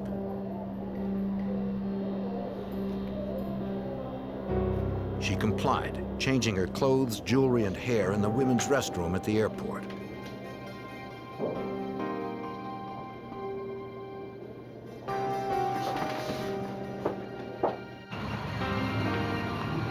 Once in Atlanta, she was to mail the envelope precisely on August 11th.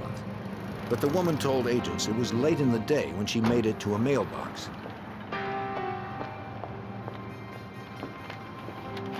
At the last moment, she said she couldn't resist a glance at the address.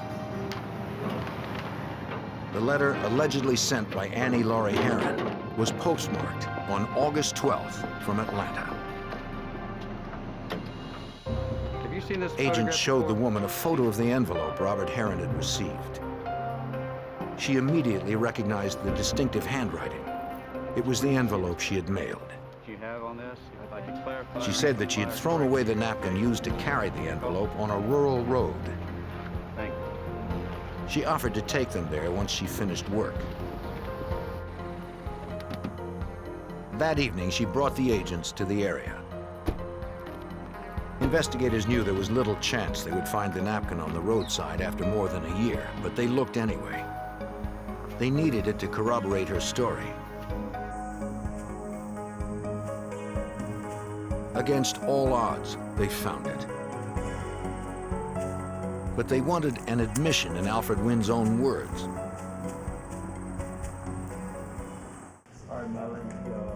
With a solid cooperating witness, agents were getting closer to arresting Wynn. At the FBI's request, Wynn's ex-girlfriend agreed to be wired for an audio-tape meeting between herself and Wynn. We had hoped that Mr. Wynn would discuss facets of the crime, that he would tell her what she had accomplished by sending the letter to the Herron residence, that he would thank her for her help, that he would pay her. The woman called Wynn and set up a meeting.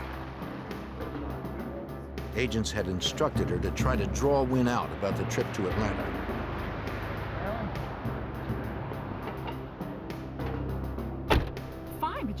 As hoped, Wynn gave his ex-girlfriend the $250 he still owed her for mailing the envelope.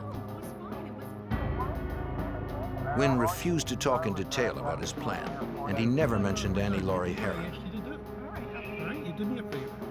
He seemed to have stonewalled investigators again.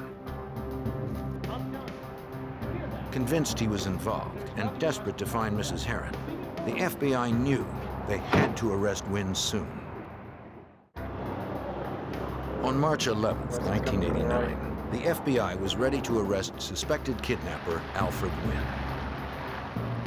They set up a second meeting with Wynn's former girlfriend who had begun cooperating with authorities.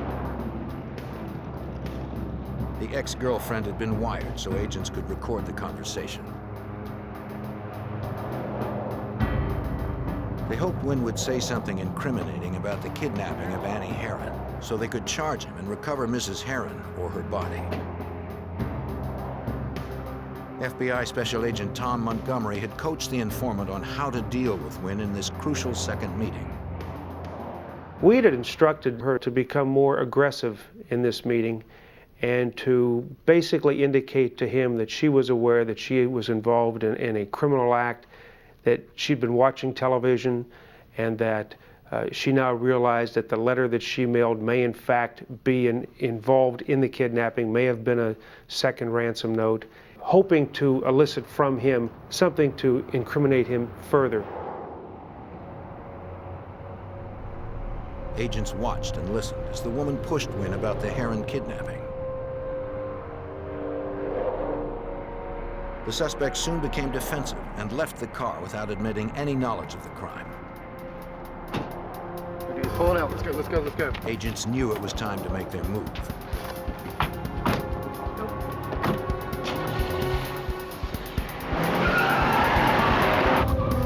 The element of surprise is critical to a safe arrest.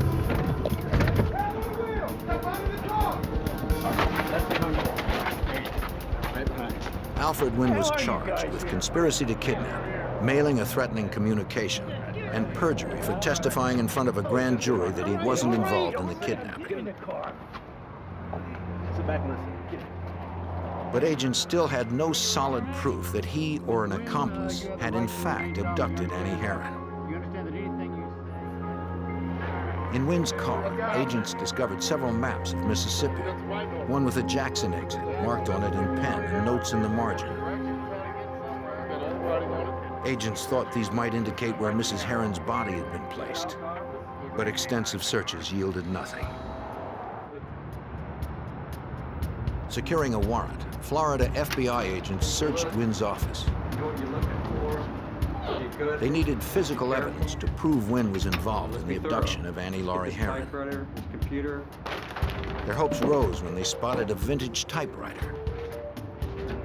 Special Agent McGlennon recalled that FBI examiners had determined the ransom note was typed on a 1920s-era Royal typewriter, the exact model recovered from Wynn's office.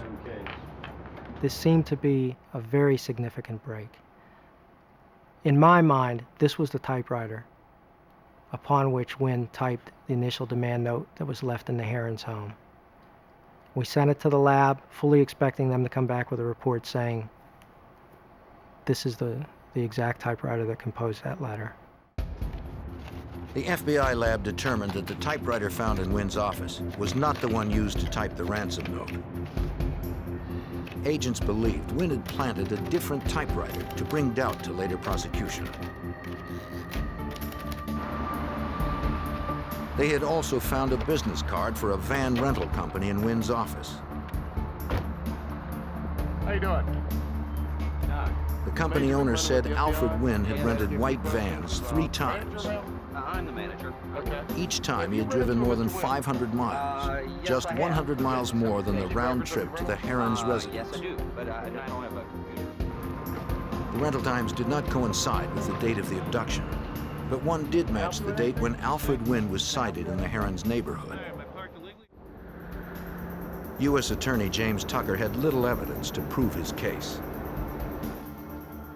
He believed that Wynn and his paralegal were lying about the suspect being with a prostitute on the day of the kidnapping.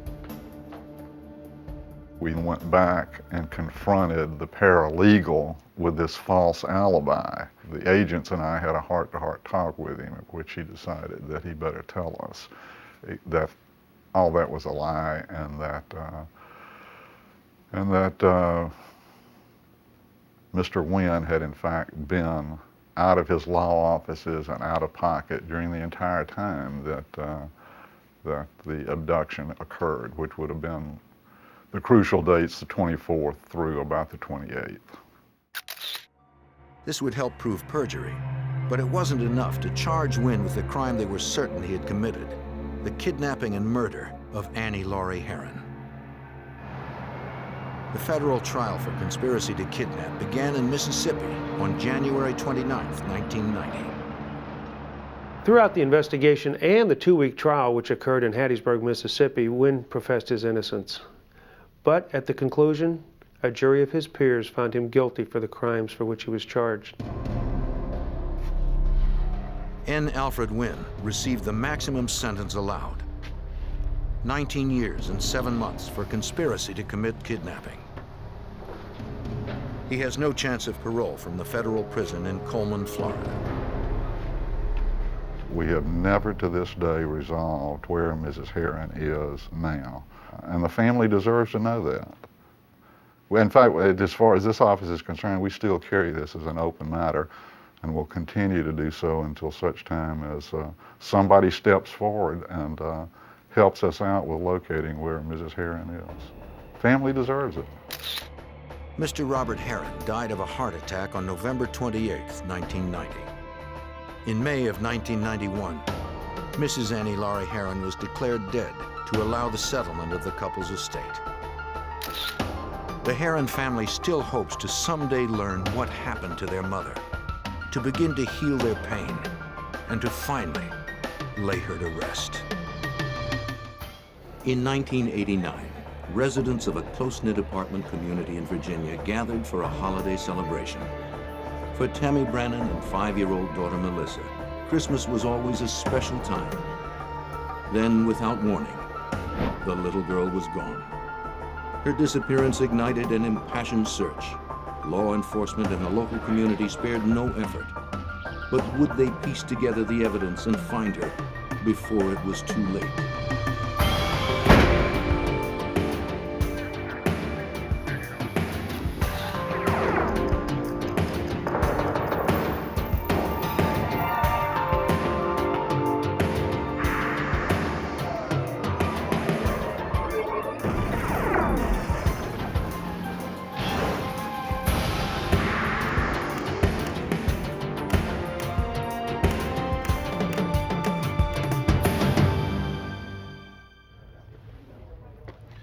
In 1989, in front of close to 200 witnesses, a child disappeared. 5-year-old Melissa Brennan vanished from a Christmas party at her mother's apartment complex in Virginia. Children have a way of wandering off, but it soon became clear this was more than a case of a lost child. Someone had taken Melissa. What sorrow compares to a mother's grief? What kind of monster preys on children? I'm Jim Kallstrom, former director of the FBI's New York office. The hunt for Melissa galvanized the community as a nation held its breath and waited for word.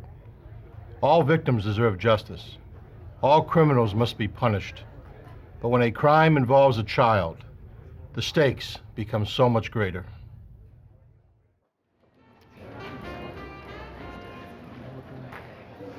On December 3rd, 1989, the Woodside apartment complex in Lorton, Virginia held its Yuletide Christmas party. The Woodside was a large but friendly complex, a community that revolved around family life and children's activities. The kids were always excited about the party, which meant special treats and presents.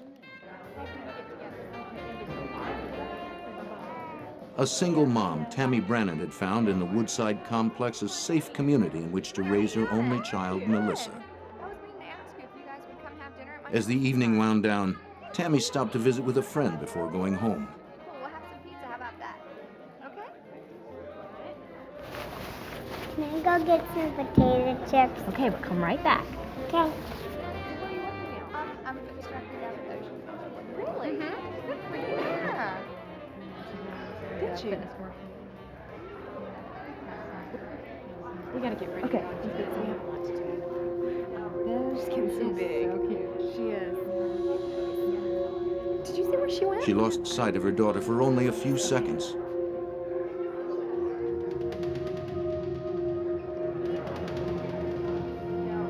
But that was long enough for a mother's worst nightmare to begin.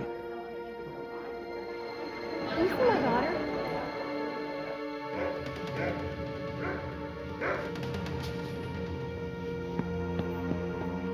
Melissa?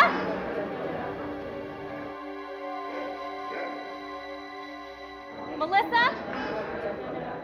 Melissa? Melissa disappeared. The Fairfax County, Virginia Police Department was called immediately. Now, I'm going to do everything I can to find your little girl, but you have to tell me everything you can possibly. Detective Bill Wilden assured Tammy they would do all they could to find her little girl. The detectives began questioning the people at the party.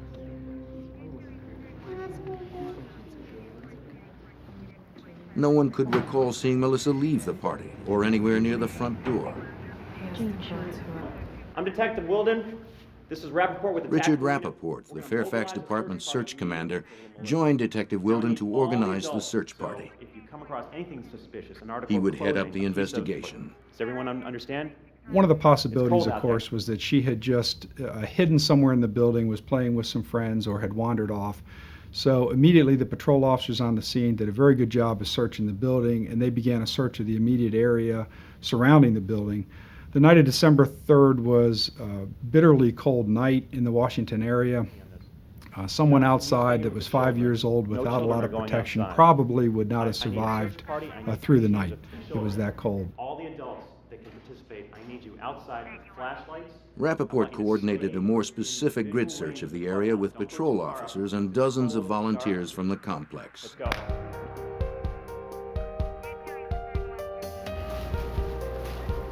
The search effort began. Nearly 100 neighbors, police, and Army personnel from nearby Fort Belvoir combed the woods around the complex. Most were parents themselves, united by a single concern: to find Melissa.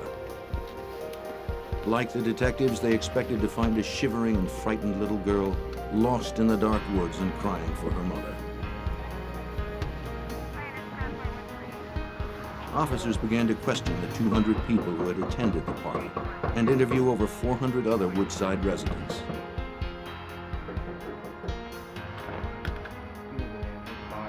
Though the complex was large, many residents knew Melissa and knew her to be very shy.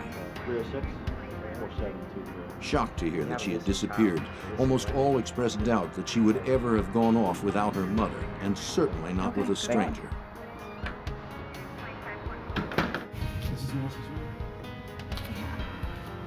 Detective Wilden went with Tammy to her apartment to interview her. He questioned her extensively about her past and possible troubles with her neighbors or employer.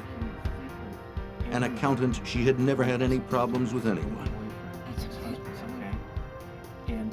Tammy had lived at Woodside for over 3 years since her divorce from her husband in Texas. She had experienced the normal readjustments of a newly single mom, but she and her ex-husband were on good terms. When detectives discovered an open window in the furnace room, Jim Gogan, the crime scene investigator for the Fairfax County Police Department, was asked to examine it. Right through here? The way the door was set up, everybody had to either go through the crowd to get out the front of the building. That was only the main door and the only door available to get out, with the exception of the hallway down to the bathrooms and the furnace room. They had large windows, and in the furnace room itself had a window, what was discovered open. And from there, the assumption was made that possibly that's how she was taken from the building. Melissa's disappearance was suddenly far more complicated. The search for a missing child had become a possible abduction case.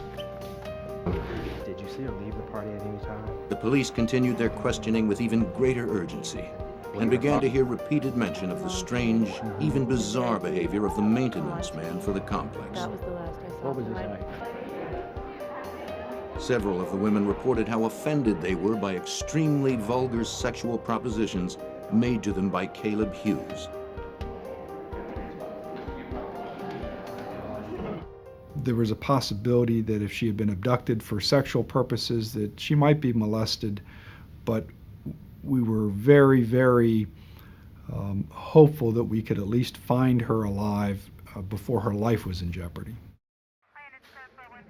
Now that they were dealing with a possible abduction case, detectives returned to Tammy's apartment and collected nightgowns, hairbrushes, and bedclothes, any items bearing traces of Melissa.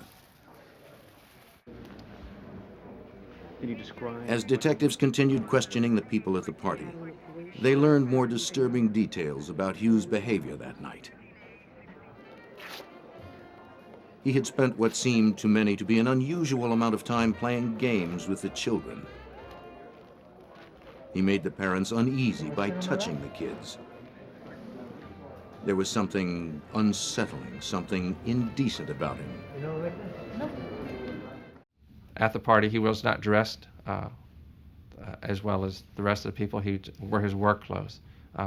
He mingled with some of the people he knew at the party, and he spent some time talking with Melissa's mother, making comments about Melissa, and offered to take Melissa and a couple of other children to the restroom if they needed to go. He just had some very suspicious behavior from a man of his age around the children. With growing suspicion, the detectives tried repeatedly to reach Hughes by phone, and then went to his house, but were told by his wife that she had no idea where he might be. Were you playing with her tonight? He had left the party sometime before our arrival there.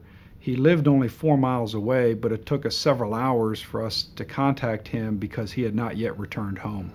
Finally, 2.5 hours after Melissa's disappearance, Caleb Hughes called the police, who then returned to his house. Upon questioning, he claimed he had simply taken the long way home. The officers immediately noticed he was wearing different clothing from that reported by witnesses at the party. I washed clothes tonight when I got home. Did you see 'em? They're in the washing machine over there. In the washing machine, they found the clothes Hughes had been wearing, as well as his sneakers and a leather belt with a knife sheath. The knife was missing. You washed your shoes at 2 a.m. in the morning? Here. He'd been gone for several hours, and to come home in the middle of the night when your family was asleep and to feel the immediate need to wash everything you had been wearing, including your shoes, we found that rather suspicious behavior, and that just further added to our interest in his whereabouts.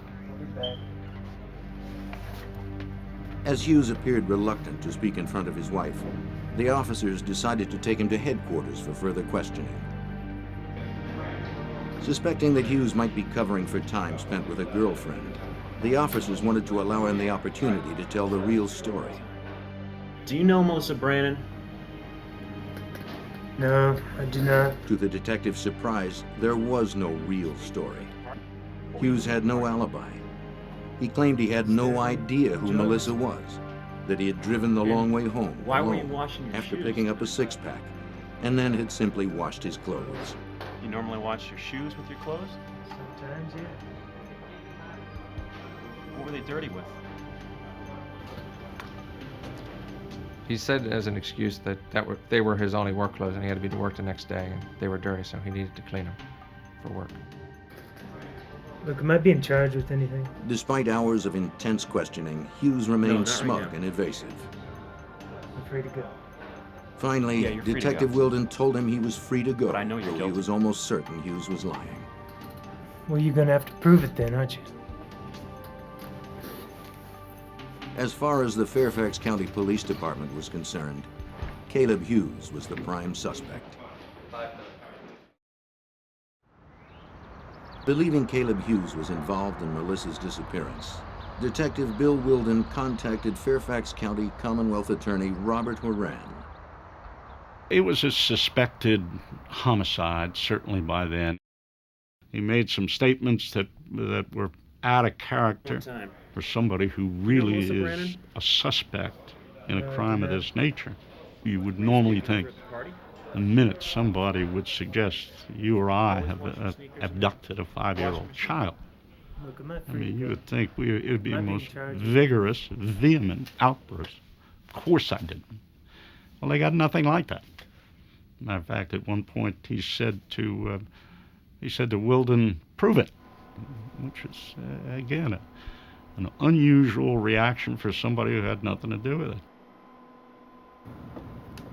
Gogan had photocopied Melissa's picture and printed hundreds of flyers to help in the search. And as the sun came up, the search expanded into further down south on the highway.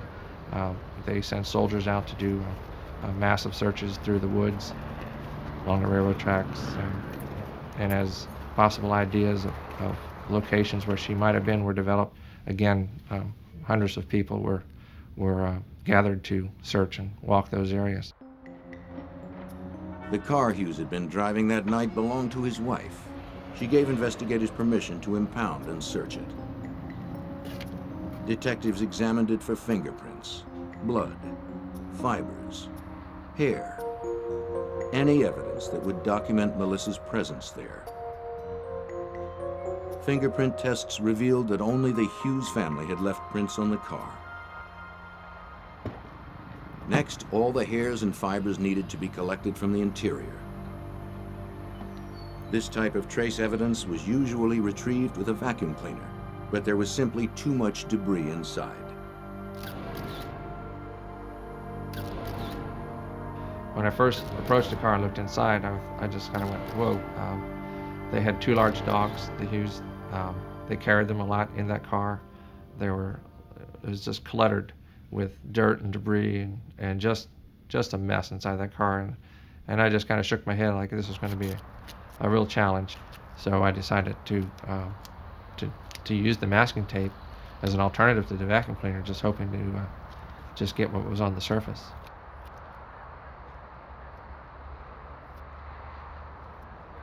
That was an unusual technique, certainly. In my years, that was the first time I ever had run into it in the Fairfax Police Department. And it's a very common technique now. Gauguin then placed the tape between layers of clear plastic so that it could be examined intact under a microscope. As the car processing continued, Melissa's disappearance quickly became the lead news story in the Washington, D.C. metropolitan area. Melissa Brannon is 3 feet tall, 48 pounds, with blue eyes and dark blonde, shoulder-length hair.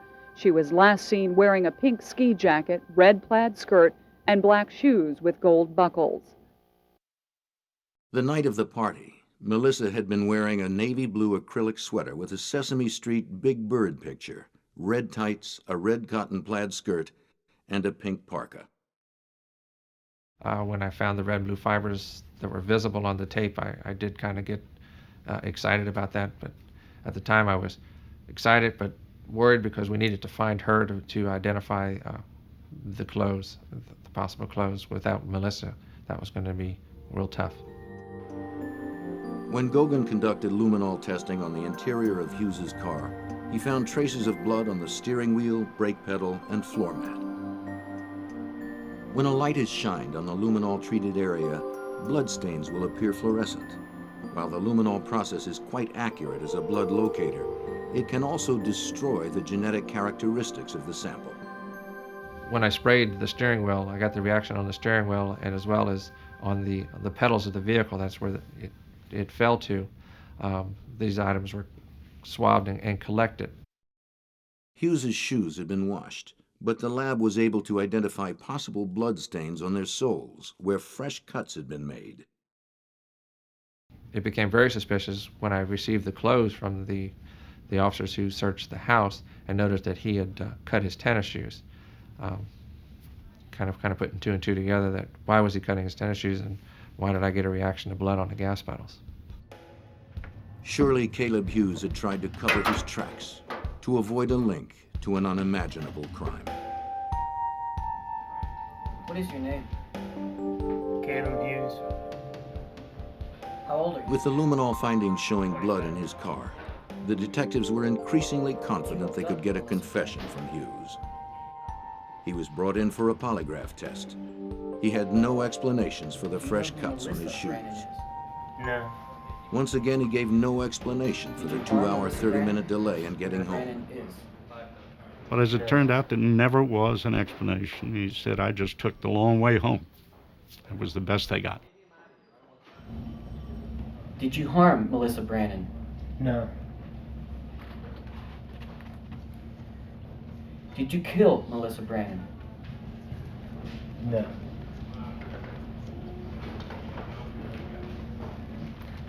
These are proven to be deceptive. When Hughes denied outright that he had killed Melissa, polygraph examiner Rick Danielle was sure he was lying. He really denied ever having seen this child, denied knowing who the child was. He was showing pictures of her, never seen that child before. And of course the police knew that was not true because he had been at the same table with the child, had talked to the child. You got the wrong guy. I'm asking you about what you did. You got the wrong guy. Danielle was absolutely satisfied he was hiding something, that he was lying about something. So close to getting you. I'm out of So here. close. He was attempting to deceive him.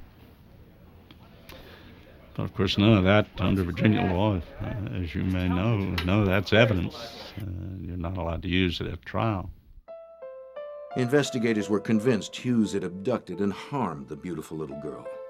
But Tammy Brannon tried to keep her hope alive, fighting her worst fears. Melissa's Christmas presents waited under the tree. News 7 has confirmed tonight that the investigation into the disappearance of 5-year-old Melissa Brannon appears to be focusing on one primary suspect.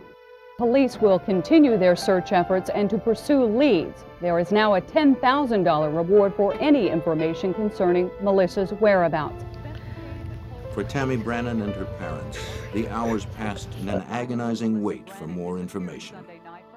Melissa's disappearance electrified the tiny rural community of Lorton, a suburb of Washington, D.C. Only 5 months earlier, 10-year-old Rosie Gordon had been bike riding in her neighborhood when she was abducted, raped, and murdered. Her killer had never been found. Nice to meet you too. Rosie's mother quickly came to Tammy Brannan's support. The yellow ribbons that punctuate trees and balconies at the Woodside apartment complex in Lorton have Once weathered Melissa's 3 disappearance was snowstorms. reported They've on the held their news, position the through community fear rushed to and her support. speculation as to the Yellow whereabouts ribbons of began 5-year-old appearing on Melissa Christmas Brannon. trees throughout the area. By all indications, Tammy was a wonderful mother, very loving mother, very, very protective of her child. Melissa was her only child, and I just think all those facts together struck a chord that virtually anyone could identify with those circumstances, and people's hearts went out to the Brannon family. Hundreds of people volunteered to post flyers throughout the region and assist the local authorities in their search. A new expert was also brought into the search effort. The National Center for Missing and Exploited Children sent John Gold, one of their search and rescue consultants. We are legislated into being as the state clearinghouse for all the information regarding missing persons. And we also assist families and law enforcement, kind of as a liaison between the two, working as many cases as we can. After debriefing, Gold and his partner went directly to the apartment complex clubhouse. Check your stride out here. Outside, they found adult male footprints leading from the furnace room window to a split rail fence whose top rail had recently been broken. We began to find transferences on the other side of the fence into a small parking lot there beside the clubhouse, in the parking lot, I think, with an abandoned restaurant or some type of building there. And that's where the track stopped. Straight through here, over this fence. Right from the beginning, we found the adult footprints, but we never found a child's footprints. So we felt comfortable that if that was the abductor we were looking for, and we felt pretty comfortable that it was, that Melissa was probably being carried, even from outside the window, was being carried by the abductor to the point where she and the abductor got in the vehicle. But where would Hughes have taken her? I don't know. Detectives received a lucky break when they interviewed Hughes's wife. She had been somewhat suspicious that he might go somewhere else after work. She didn't want him to go anywhere except to work and directly back home. And so unbeknownst to him, she had made a note of what the mileage was. And the following day told us that she had checked the mileage again and that 12 miles had been put on the car. We now had another piece of possible information about the extent to which he could have gone that night. We first marked the location of the crime. This was the apartment complex in southern Fairfax County. We next located Caleb Hughes' residence, which was in northern Prince William County, roughly in this area. We then took a string that was the equivalent of 12 linear miles and tied the two ends of the string together and placed them over the pins. So we simply took a pencil and defined that area so that any point at the end of that string represented the outer limits of the search that was conducted on December the 8th. Within 3 days of Melissa Brannon's disappearance, investigators had organized a 25-square-mile joint search with the Army, Police Department, Civil Air Patrol, and Coast Guard. Over 500 volunteers turned out for the effort. We have a 12-mile radius that we need to cover. Black hat, leather shoes, with gold bows, and a pink hooded jacket. We had dozens of search teams that were comprised of trained law enforcement people, civilian volunteers, and military personnel. They were doing step-by-step searches of defined areas. Each area had been broken down and was assigned to a team. We're going to be looking for the clothing a lot. That's going to be one of the main things. They had specific instructions on how to search. If they found anything which they thought might be evidence, they were to mark it, not to disturb it, and we had teams of crime scene people who would then respond to that particular location and process the evidence. At this point, we've not found anything today that puts us any closer than we were this morning. The volunteers were frustrated and extremely disappointed. I know there were nights when I would go home and My family would have seen a newscast about another day of searching, and my own children would say, "Daddy, are you going to find that little girl? When are you going to find that little girl?" And I think that was a conversation that was occurring in the homes of dozens of investigators and police officers involved in this case. While the search continued, Goguen approached the nearby FBI lab with the evidence he had processed from the car. Because Melissa was still missing, the FBI's state-of-the-art technology would be critical in establishing the connection between the hair, fibers, and bloodstains collected and Melissa Brannon.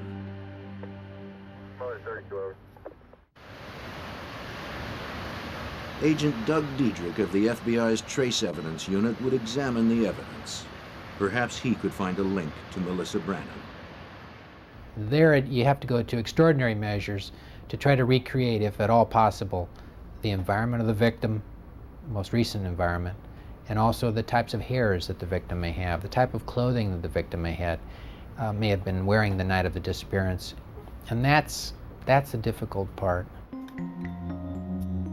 As long as Melissa was still missing, filing charges against Caleb Hughes was all but impossible unless compelling evidence could be found. Diedrich and the lab examiners were impressed by the large number of fibers that had transferred onto the passenger seat of Hughes's car. Fairfax County investigators had identified nearly 70 different fibers.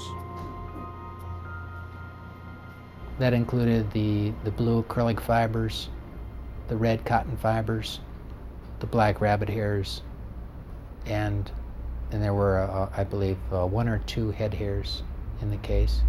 But that's monumental. Sounds like a small number. That's huge. Once the FBI entered the case, its agents conducted their own investigation of Hughes's house. When Caleb Hughes's name was released as the primary and only suspect in the case, a media frenzy followed. Hughes has not been charged in the case, but he is the target of round-the-clock surveillance by the FBI. Federal investigators working with police from Fairfax County last night executed a search warrant on the groundskeeper's rented townhouse. They recovered several items which have been taken to the FBI laboratory to be tested to see if there is any evidence linking this man to Melissa. In the meantime, the FBI's official comment is no comment. The FBI brought the power of a federal grand jury to the investigation. The grand jury ordered Hughes to submit to blood and other forensic tests, something the local authorities had not been able to order. Hughes complained bitterly in interviews that his life had been ruined by the invasion. Details of a troubled past emerged. Hughes grew up in an abusive, dysfunctional home. He had a record as a juvenile delinquent, a long history of drug and alcohol abuse, and a disturbing attraction toward children.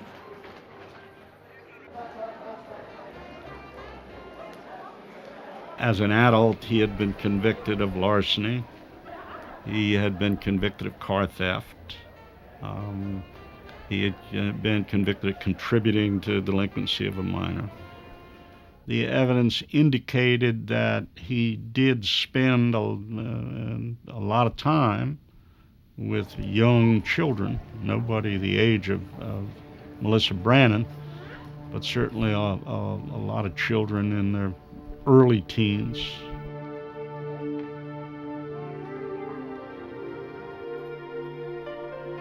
In the lab, FBI examiners had begun analyzing the stains on the soles of Hughes's shoes. Though luminol testing had damaged the samples taken from Hughes's car, they became increasingly convinced that these minute traces contained blood serum proteins that could determine the crucial connection to Melissa. This blood's been... The samples were submitted for DNA and serology tests. Make that for a slide, for sure.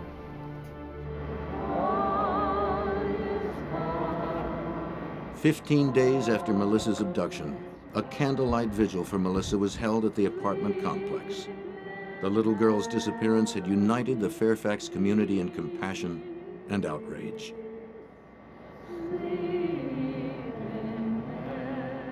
And during that whole Christmas season of 1989, Every night on the 6 o'clock news, you saw the video shot that her grandfather had taken of Melissa Brannon. And I'm sure I was like many, many people in the metropolitan area of Washington who felt that they knew her from seeing this lovely child every night on television. But shortly after New Year's, a judge in the next county received a letter from Hughes's probation officer informing him that Hughes had violated probation for an auto theft conviction 2 years earlier. On January 24th, the judge revoked Hughes's probation, and he was finally put behind bars. The earliest he could be released was November, giving the Fairfax County prosecutor ample time to build his case. Without sufficient evidence to file charges, Hughes had remained free.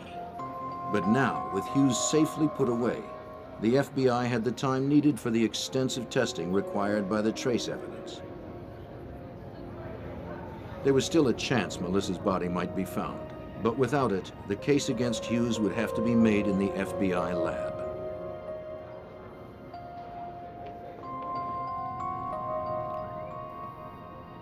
Already, FBI examiner Doug Diedrich had found his first big break in the case. I remembered some black animal hairs in the debris from the front seats of the car. And in looking through the little girl's nightshirt, I noticed these similar black hairs sticking out of the nightshirt. So it just rang a bell. I went back, mounted those up on slides and compared them, and sure enough, dyed rabbit hair, and they matched each other. The rabbit hairs from Hughes's car and those found on Melissa's nightgown both revealed a distinctive corncob texturing. An exact microscopic match. Agent Diedrich immediately called the prosecutor to determine whether Tammy Brannon owned a rabbit fur coat. Not only was it confirmed that Tammy Brannon owned a rabbit fur coat, she had worn it to the Christmas party.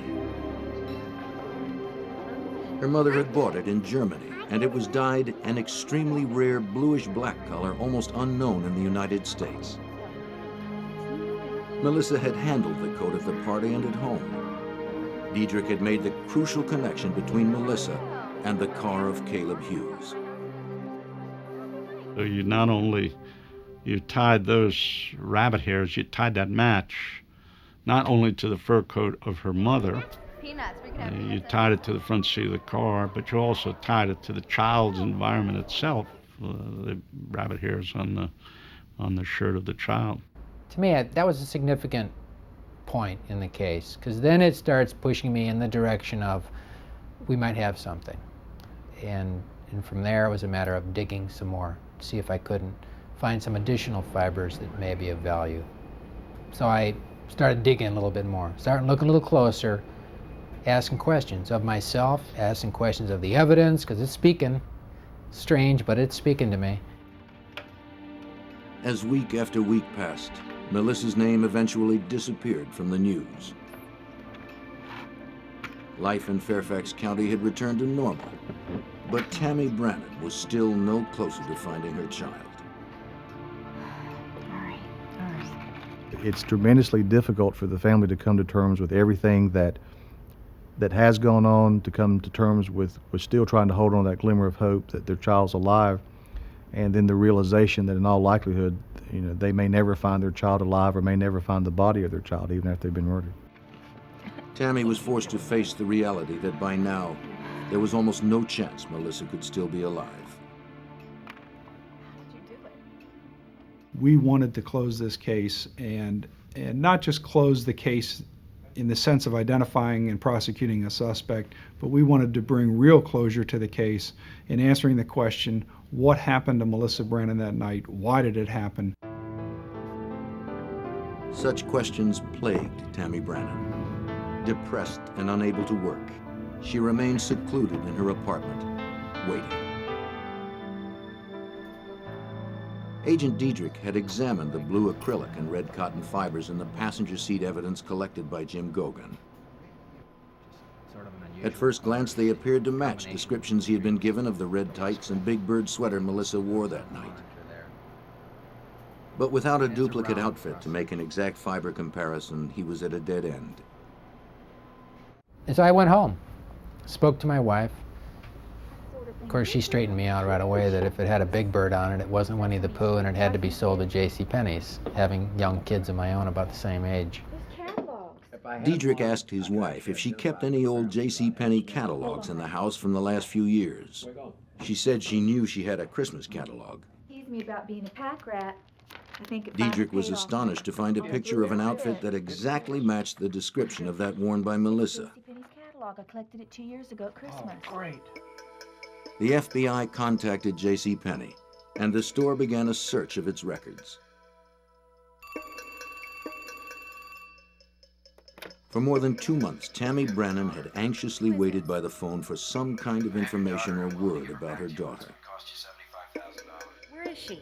Then, completely unexpectedly, she received a phone call.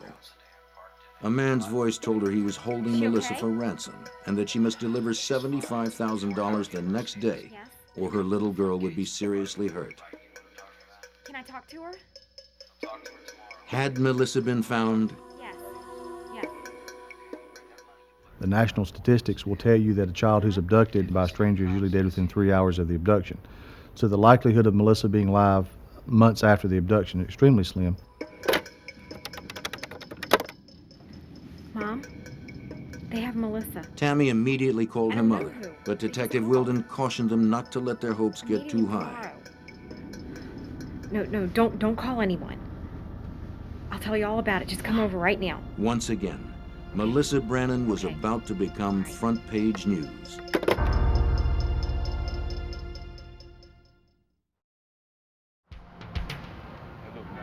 Detective Wilden had instructed Tammy Brennan to cooperate with the ransom demands in the hopes her daughter would be recovered alive.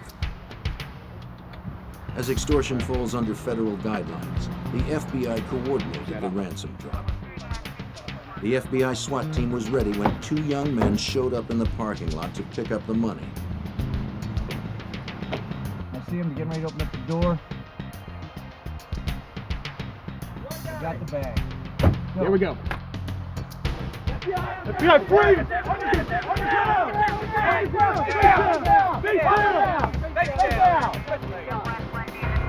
They were quickly arrested.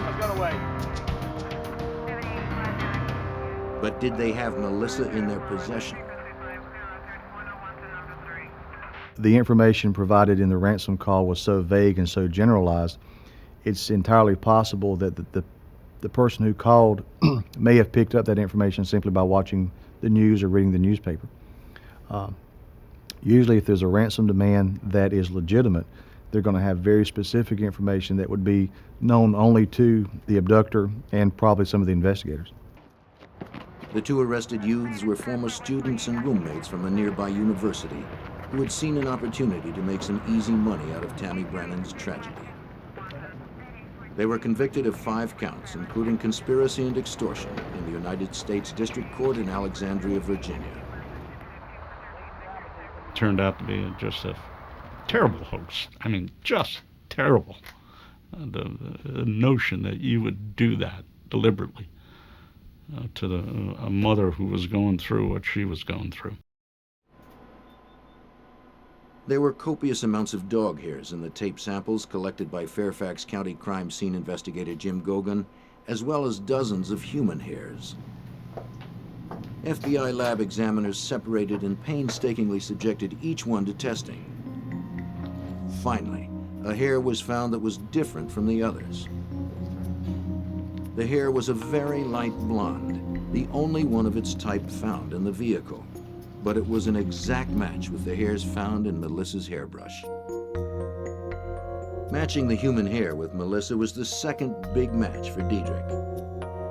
But the critical link of Melissa's clothes to the fibers from Hughes's car was incomplete without a duplicate Big Bird outfit to analyze.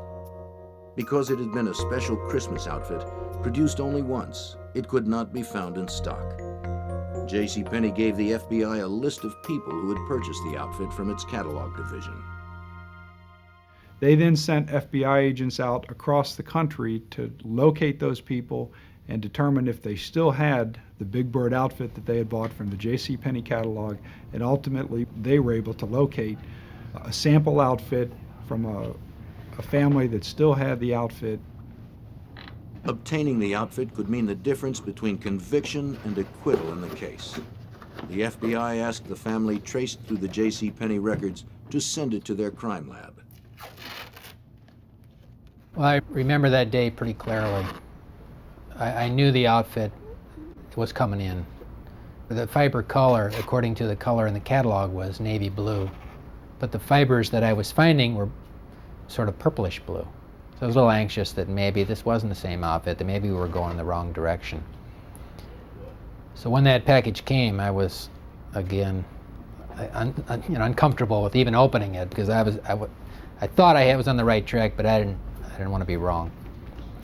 I opened up the box, and sure enough, it had a purplish coloration to it. So it kind of gave me a nice, warm, fuzzy feeling there that I might have the right color anyway. Fibers were pulled from the red cotton skirt and the blue acrylic sweater. A thorough analysis of the fibers from the outfit indicated an identical match with the fibers from Hughes's car.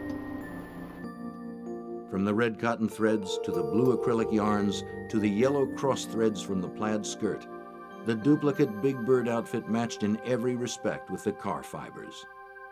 What I was finding was meaningful evidence that an abduction had taken place, that in fact the victim, in all likelihood, had been in the front seat of the subject's car. With the new evidence, the prosecution could now piece together the actions of Caleb Hughes on the night Melissa disappeared. At the party, Hughes had tried to pick up several adult women, but when they rejected him, he sought a substitute. There you go. Smile. Fueled by frustration and alcohol, Caleb Hughes became a desperate predator with a perverse desire. His stalking eye fell upon the children. He waited and watched until an opportunity presented itself. Bye. When it did, Caleb Hughes seized an innocent and trusting child.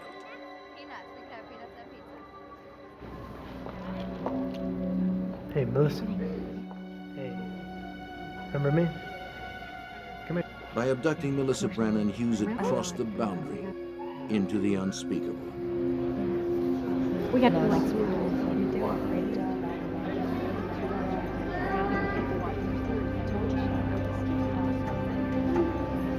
we should catch up with each other. Okay. Did it.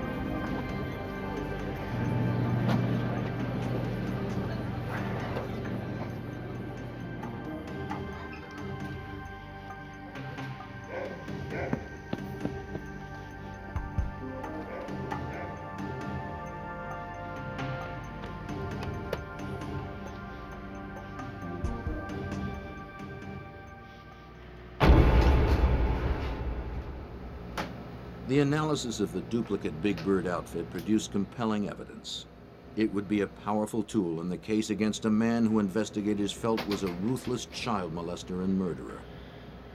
But Agent Diedrich had to convince the jury how incredibly unlikely it would be that these fibers had come from any source other than Melissa's outfit.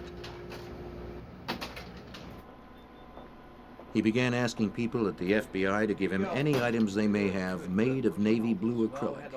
He collected more than 100. And the objective was to see, do the fibers that I found in the front seat of Cal Hughes' car, do they match any of these? The answer was no. From the items, Diedrich collected 126 different acrylic fibers. He made 7,983 comparison tests with those fibers against the ones found in Hughes's car. Out of almost 8,000 tests, only one succeeded in making an exact microscopic match with the blue acrylic fibers found in Hughes's car.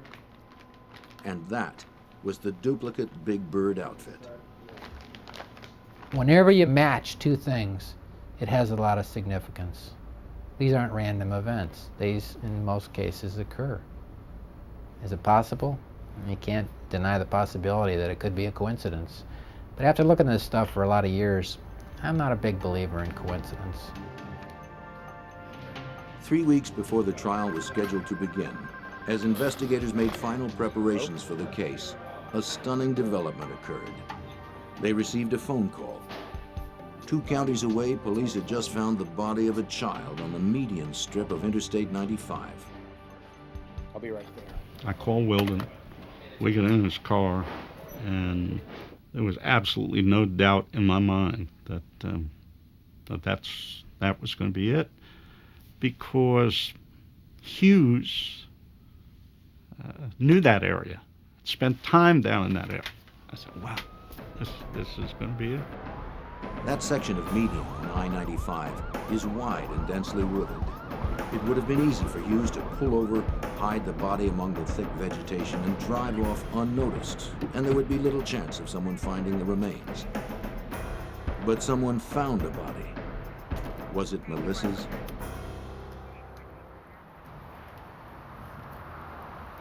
If it was Melissa Brannan's body in the highway median, Fairfax County Commonwealth Attorney Robert Horan felt he could put Hughes behind bars on Murder 1 charges.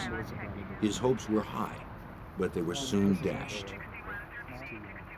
As soon as we got there, as soon as I saw it, I knew it wasn't Melissa Brannan, because the skeleton had rings on 3 fingers. But it was a young girl. She's 13, 14-year-old who had been in that media for 2 growing seasons. The young girl's body was never identified. Finally, nearly 1 year after Melissa's disappearance, Hughes was arrested on a grand jury indictment for abducting Melissa Brannan. He was transferred from the Prince William County Jail to the Fairfax County Jail. Horan had delayed the indictment for several months in the hope that Melissa's body would be found. By then, I know we were all pretty satisfied that the worst had happened to the child. Unfortunately, under Virginia law, you can charge somebody with murder without the body, but you have to be able to prove where the murder occurred. And of course, without the body in this case, we had no way of proving where it occurred, so we couldn't charge him with murder. Abduction with intent to defile was the strongest case that could be brought against him. Hughes pleaded not guilty.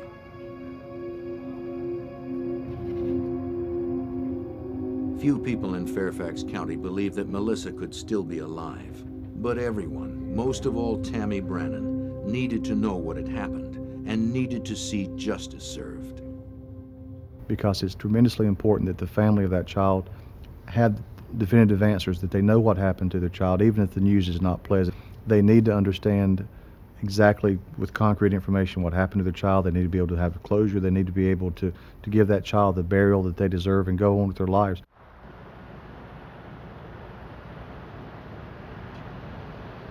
With Agent Diedrich's airtight analysis of the trace evidence, Robert Horan went into the trial confident that he could convince the jury beyond reasonable doubt. The trial began on February 26, 1991. Looking good. A chief part of Horan's strategy was depicting Hughes' deviant sexual behavior at the party. He produced several female witnesses who recalled the crude, vulgar sexual propositions he had made to them, and others who testified he had spent considerable time playing with Melissa and had been talking to her just before she disappeared.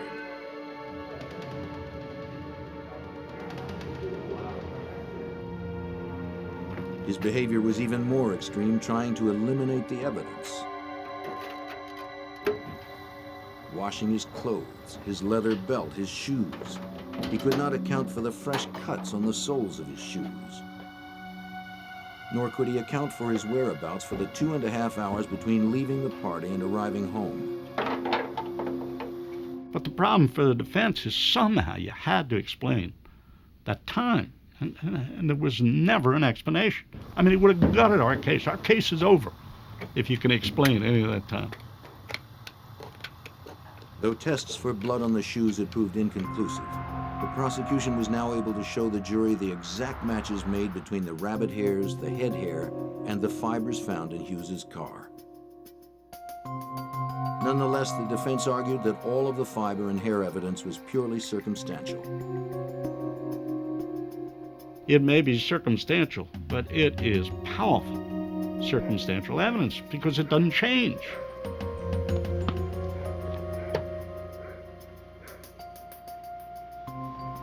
In order to obtain the maximum sentence for Hughes, Moran needed to convince the jury that Hughes had intended to defile Melissa once he had her in his car. And the only way the fibers from her outfit would have been found on the seat is that her coat had been removed while she was in that car. The prosecution charged that Hughes could only have removed Melissa's coat for one purpose, an attempt to defile.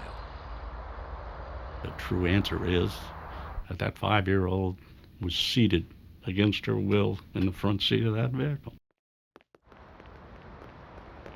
Caleb Hughes's trial lasted 8 days.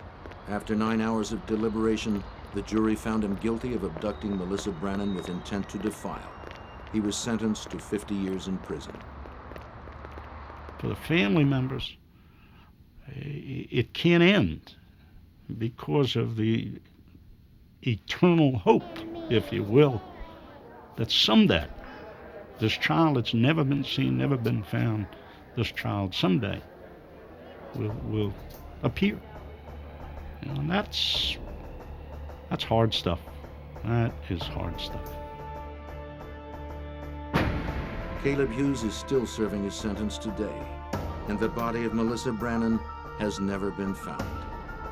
Eventually, Tammy Brannon moved from the Woodside apartment complex, but she never changed the telephone number that Melissa had memorized by heart, hoping that one day a call might come.